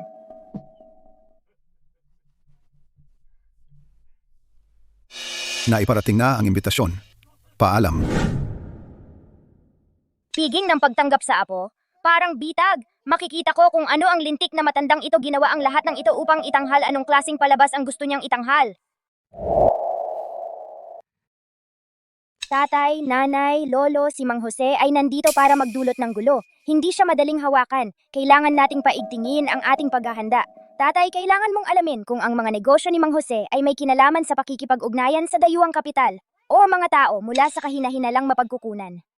Sige, gagawin ko agad. Nanay, gamitin ang iyong mga koneksyon sa bahay subasta at sa bilog ng mga kolektor upang tahimik na malaman kung si Mang Jose o mga taong malapit sa kanya ay naging aktibo sa merkado kamakailan. Bumibili ng maraming dami ng tiyak na mga uri ng kontrobersyal na antigo, lalo na. Sige, makikipag-ugnayan ako sa ilang pinagkakatiwalaang senior na kasamahan agad. Lolo, dahil sa iyong reputasyon at katayuan, kailangan naming ikaw ang manguna at patatagin ang loob ng mga pangunahing pamilya na may magandang relasyon sa atin, lalo na ang mga inimbitahan din sa piging. Papigilan sila at maghintay. Huwag kang mag-alala. Alam ni Lolo ang gagawin. Elena, Ikaw talaga ang itinatanging anak ng iyong tatay. Matandang Jose, ginawa mo na ang iyong unang hakbang. Ngayon ay akin naman.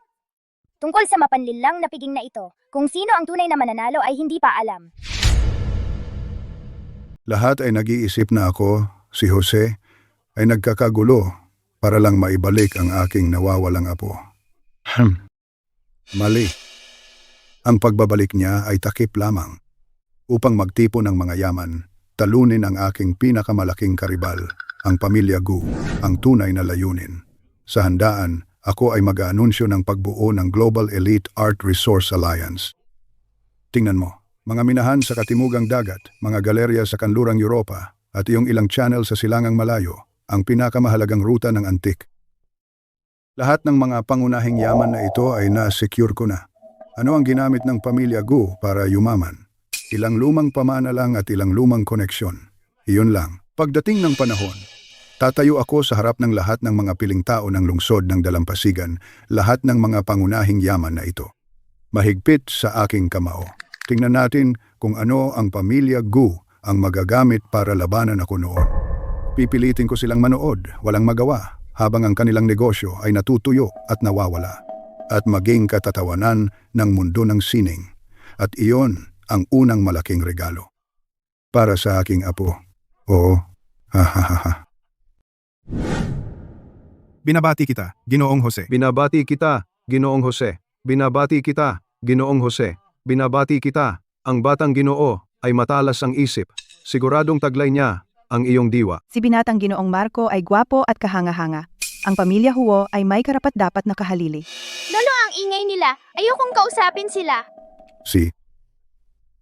Ang bata ay mahiya.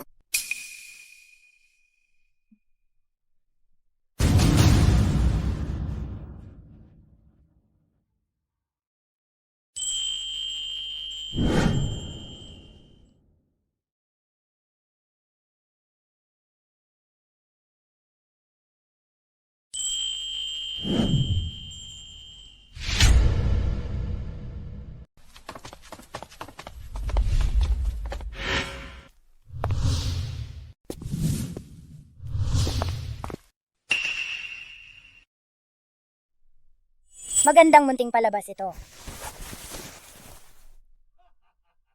Kaibigang Juan, aking mahal na pamangkin na si Juan. Nakarating ka rin sa wakas. Iniisip ko na masyado kang importante para dumalo sa piging ng muling pagsasama ng pamilya ng apo ko. Sa totoo lang, dapat kitang pasalamatan sa pag-aalaga mo kay Marco dati. Gayunpaman, ang dragon ay mananatiling dragon. Ngunit maaari lamang itong lumipad kapag bumalik ito sa tunay na pugad ng dragon. Tingnan mo, mula nang bumalik si Marco sa akin, sa loob lamang ng 3 araw, ang pamilya Huo ko ay kumita ng 20 milyong piso.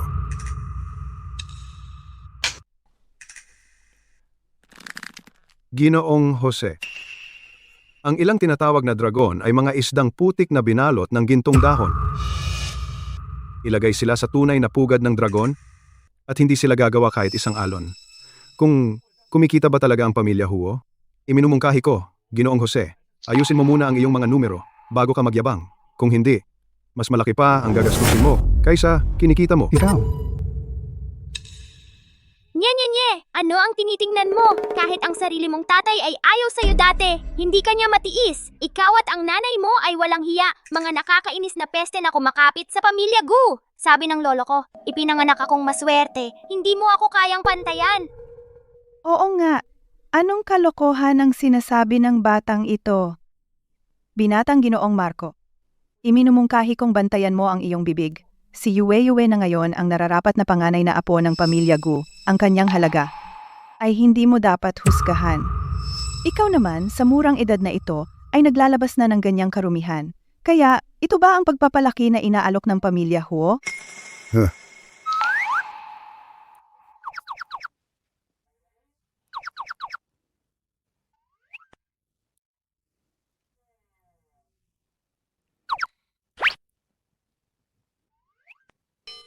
Ang sarap ng cake na ito. Ang sarap ng cake na ito. Ang cute ng bata. Ang cute. Oo.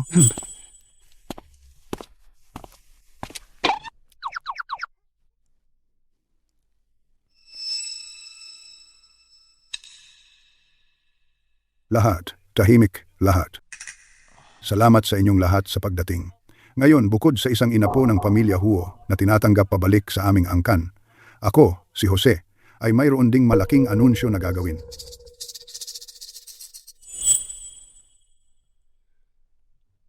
Sa pamamagitan nito, inaanunsyo ko na ang Global Elite Art Resource Alliance ay opisyal na naitatag ngayon.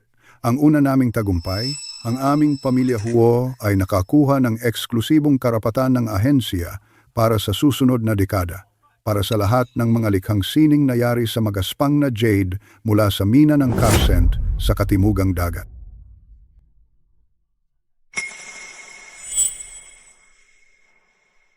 Ang mina ng Carcent? Hindi ba ang pinakamalaki at pinakamaasahang minahan ng jade sa katimugang dagat? Ang pamilya Huo ay talagang nakuha ang eksklusibong karapatan? Malalaglag tayo. Ang pangunahing negosyo ng jade ng pamilya Gu at ang supply nito ng mga materyales na may mataas na kalidad ay umaasa sa minahan na ito para sa 80% ng kanilang stock. Hindi ba iyon nangangahulugan na hawak ng pamilya Huo ang leeg nila? Sinisikap nilang ilibing ang pamilya Gu. Ang mina ng Carcent sa katimugang dagat at eksklusibong karapatan pa. Ikaw na lintik na matanda. Ang una mong galaw ay walang awa. Ito ay halos checkmate. Nakakalungkot. Ginoong Jose. Kung hindi ito ang munting babae mula sa pamilya Gu, may problema ba? Ano? Natulala ka sa mga galaw ko? Ginoong Jose, mukhang ikaw ang naloko. Ingatan mo ang iyong bibig, munting babae. Ang mga salita ay may kahihinatnan. Hindi ako. Yung lugar sa katimugang dagat na binanggit mo, ang mina ng Carcent, isinara ito 6 na buwan na ang nakalipas dahil sa polusyon sa kapaligiran at ilegal na pagmimina. Ang lokal na pamahalaan permanenteng sinelyuhan ito. Lahat ng permit sa pagmimina ay binawi na. Alam na ng aming pamilya Gu ito noon pa man. Nasiguro na namin isang bagong ugat ng supply. Paano mo hindi nalaman? Isang minahan na sinelyuhan? Sa loob ng 6 na buwan, paano magkakaroon ng eksklusibong 10 taon kasunduan sa ahensya?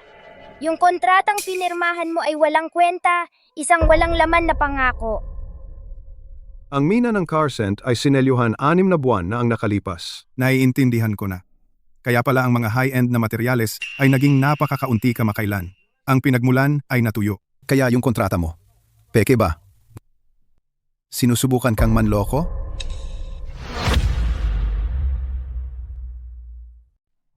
Ikaw, munting pasaway. Tigilan mo ang walang katuturang satsat.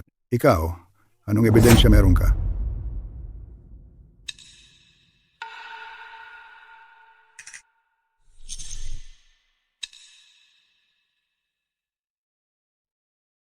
Lahat?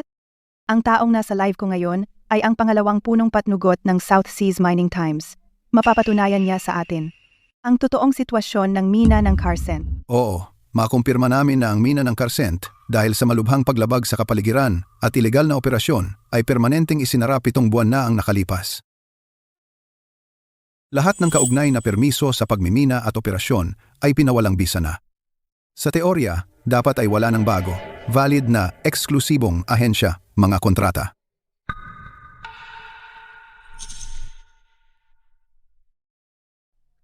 Siya, isang 4 na taong gulang na munting babae.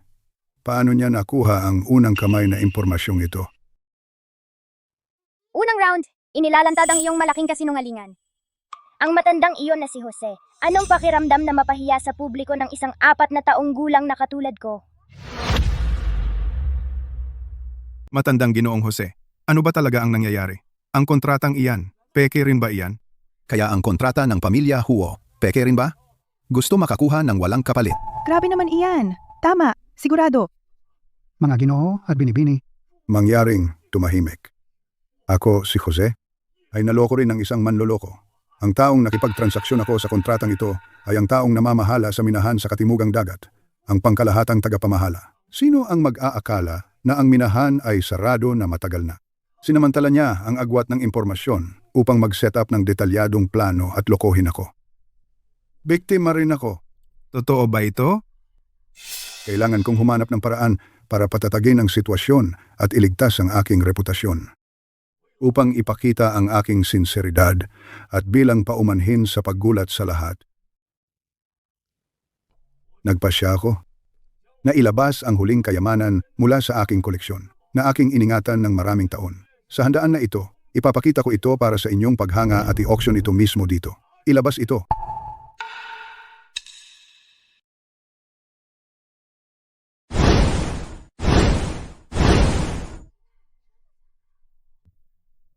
Masdan, ito ang aking pinakamahalagang pamana. Isang Gilded Tang Dynasty Buddha Head.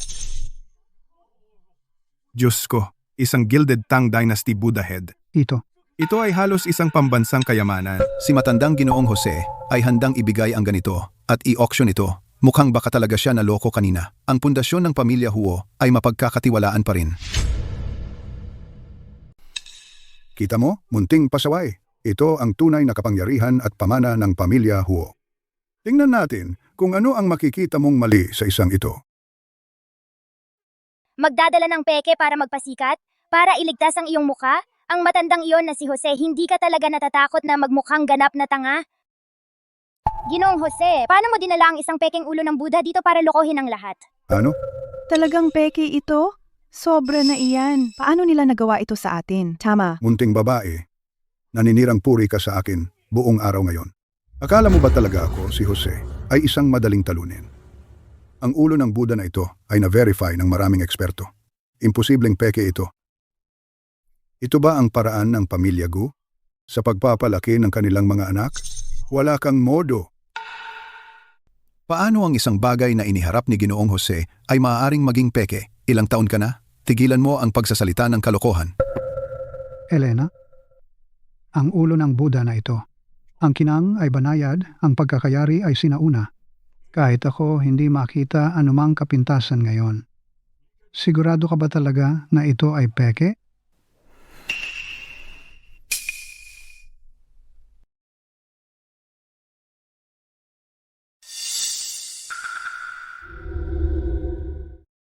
Ginoong Jose at lahat mga ginoo at binibini, tingnan ninyo!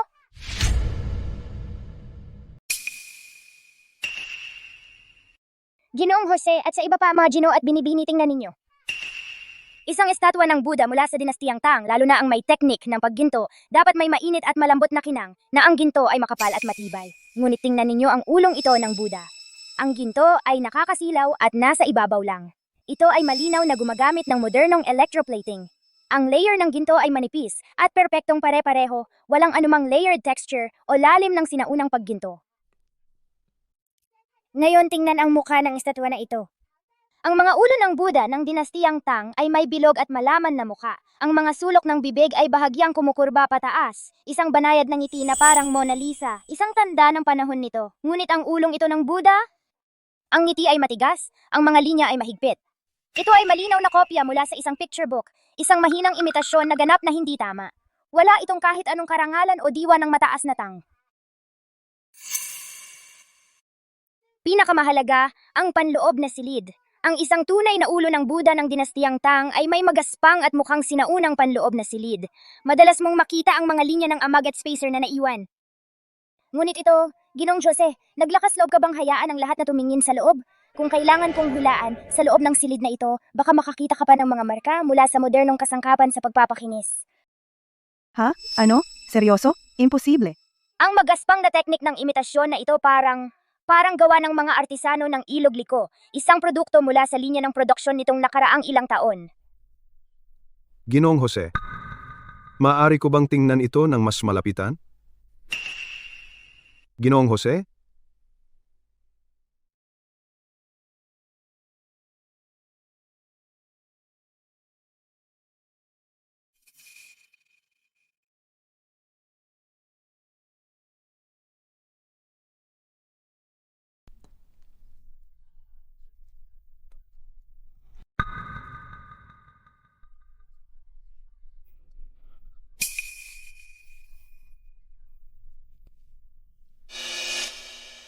Ang sinasabi ng binibining ito ay talagang totoo. Ang panloob na silid ay makinis. May malinaw na mga marka mula sa modernong kasangkapan sa pagpapakinis. Ang pagginto ay talagang electroplated. Ang mga tampok ng mukha ay kulang ng isang buhok, ngunit mali ng isang milya. Ito ay hindi mula sa dinastiyang Tang. Ito ay isang moderno, mataas na kalidad na replika.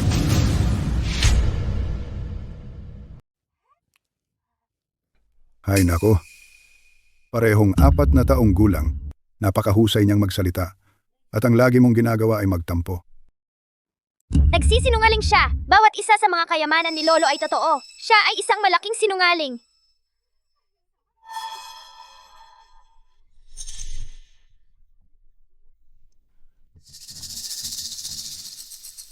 Hemp. Isang maliit na replika. Aaminin ko na nagkamali ako. Ngunit ang ganitong maliit na bagay ay hindi man lang kumakatawan sa pamana ng pamilya Huo. Ilabas ang lahat ng aking mga kayamanan. Lahat. Kaya't ilang makitid ang pag-iisip ng mga tao ay makakita ng mabuti at makita kung ano ang hitsura ng tunay na kayamanan. Isang napakahalagang koleksyon. Munting babae.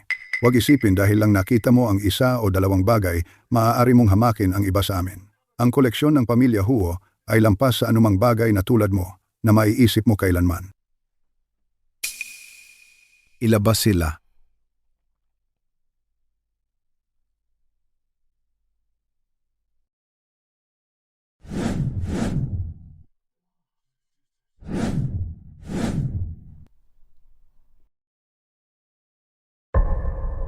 Ginoong Jose.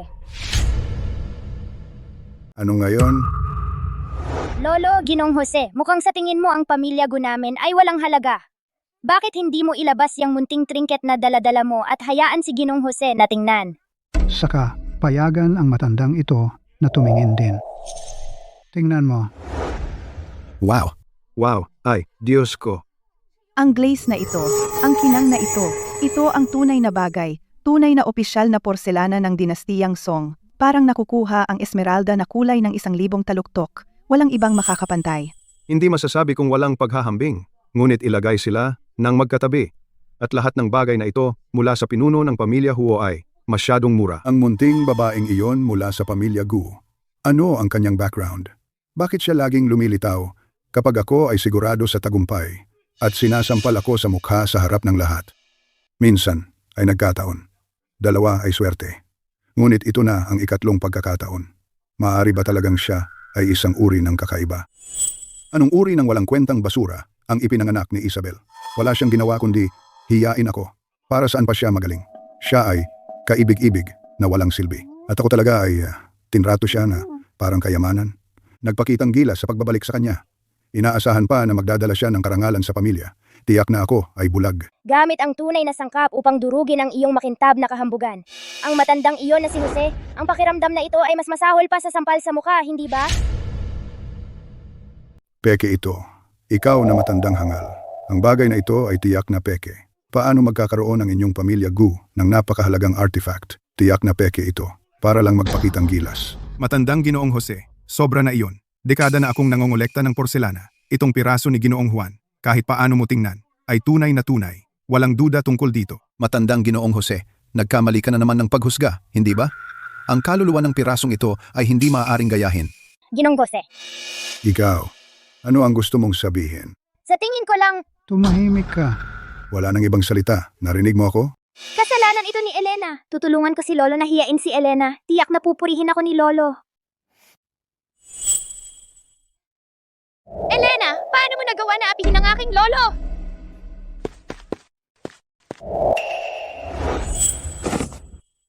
Tara, bilis. Tumayo ka. Ayaw ako ng tulong mo. Inapin ninyo ako. Lolo? Lolo, Lolo? Lolo, marahil ay nawalan ako ng bait noong kilalanin ko siya. Dapat ay alam ko ng mas mabuti kaysa kilalanin siya bilang aking apo.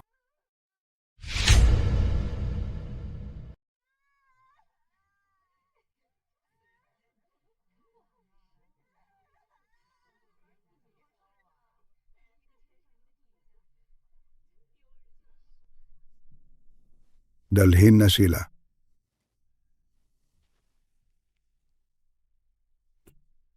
Aba. Magaling, Mang David. Juan. At ikaw, itong bagay na biglang sumulpot mula sa wala. Ikaw, munting halimaw. Kaya ngayon, napagpasyahan ninyong lahat na gawin akong kaaway, si Mang Jose. Ganoon ba? Sa tingin mo, Ang ilang matatalinong salita at pagkakaroon ng swerte sa isang mamahaling lumang plorera ay sapat na upang ibagsak ako? Managinip ka. Linawin ko ito. Dito sa bilog ng summit, sa lungsod ng Dalampasigan. Ako, si Mang Jose, ang batas. Kung sasabihin kong may mawala, mawawala siya. Kayong pamilya Gu, maghintay kayo. Ginoong Jose, nakalimutan mo na ba ang iyong Swiss bank account? May sapat pa bang pera na natitira doon? Ikaw, anong kalokohan ang sinasabi mo? Nanay, ibigay mo sa akin ang telepono. Mga Ginoo at Binibini, mayroon akong talagang kawili-wiling recording dito.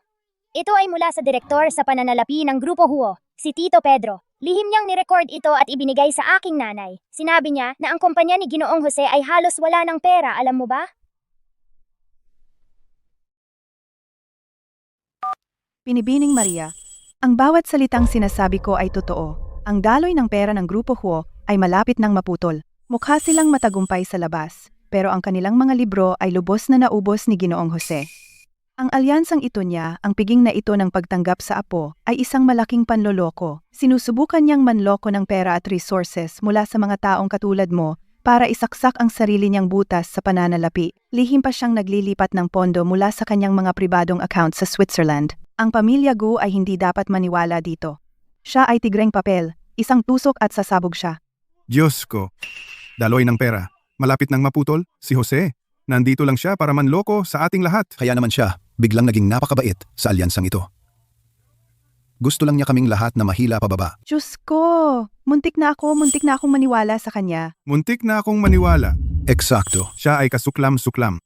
Ginoong Jose, gipit na gipit ka kaya kailangan mong manloko ng mga tao para mabuhay at nandito ka pa rin nananakot sa amin? Hindi ito piging ng muling pagsasama ng pamilya. Hindi rin ito kumperensya ng alyansa. Ito lang ang iyong balak na manloko para sa wala, para manloko sa lahat at iligtas ang sarili mong balat. Isang malaking pandaraya. Oh, Manloloko siya. talaga. Grabe siya. Sinunggaling. Matandang manloloko. Noong ninakaw mo ang negosyo ko dati, sobrang yabang mo noon. Pero wala ka palang laman. At gusto mo akong isama para punan ang butas mo? Sa panaginip mo, mula ngayon, tapos na ang ating negosyo. Uy, kalihim Pedro, agad na wakasan lahat ng pakikipagtulungan sa proyekto sa Grupo Huo. Wala nang isang sentimo para sa kanila. Oh. Agad. Tara na, nakakatawa. Muntik nang maloko ng matandang manloloko. Itong lugar, hindi ko na kayang tumagal pa rito. Umalis na rin tayo. Tara na, hindi ka panipaniwala. Dapat na rin tayong umalis. Tara na. Nako, Ako, si Jose, ay nangapi sa buong buhay ko. Nagplano sa buong buhay ko. At sa huli, ay ibinagsak lamang ng isang 4 na taong gulang na munting babae. Natalo ako ng tuluyan. Inaamin ko ang lubusang pagkatalo. Ang pamilya Gu, talaga silang may isang henyo.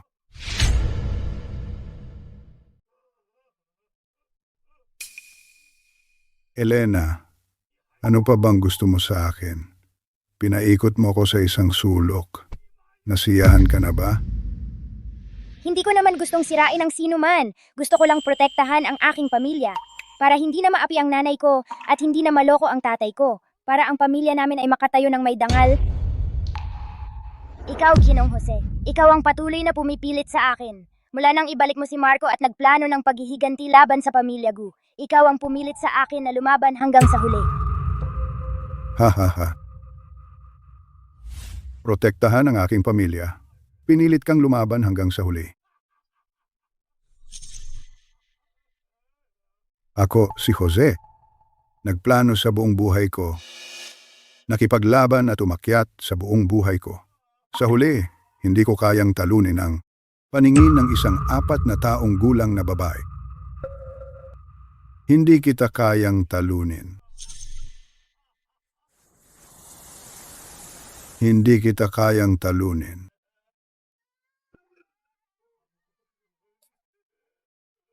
Hindi kita kayang talunin.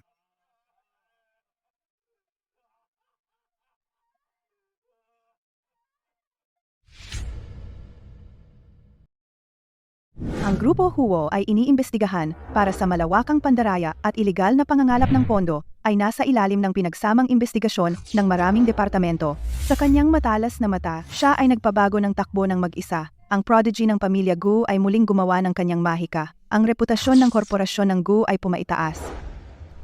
Iyon na. Ang pamilya Hu, tapos na. Tapos na sila. Ganap na nawasak.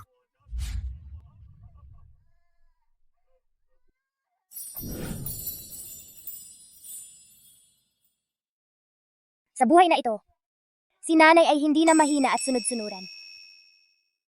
Nakita na ni tatay ang kanyang pagkakamali. Maliwanag ang paningin at matalino.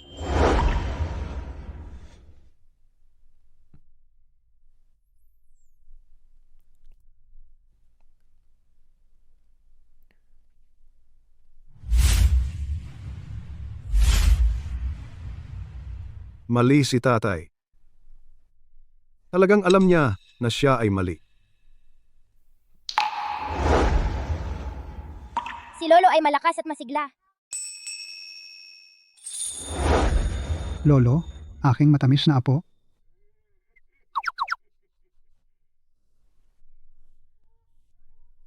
Anong ginhawa? Malayo sa aking walang kwentang tatay at sa isinta na iyon, mas sariwa pa ang hangin. Ang pamilya Gu ay matatag na parang bato. Ang mga kaaway mula sa aking nakaraang buhay ay wala nang dapat ikabahala ngayon. Si Mang Jose ay naibagsak na rin sa pagkawala ng mga lumang balakid. Ngunit ang aking paglalakbay, ang paglalakbay ni Elena ay nagsisimula pa lamang. Ang pagprotekta sa aking pamilya ay unang hakbang lamang. Ang aking itatayo ay isang hindi pa nagagawa, isang hindi matitinag na matatag na imperyo ng negosyo. Ang pagsusumikap ay hindi tumitigil.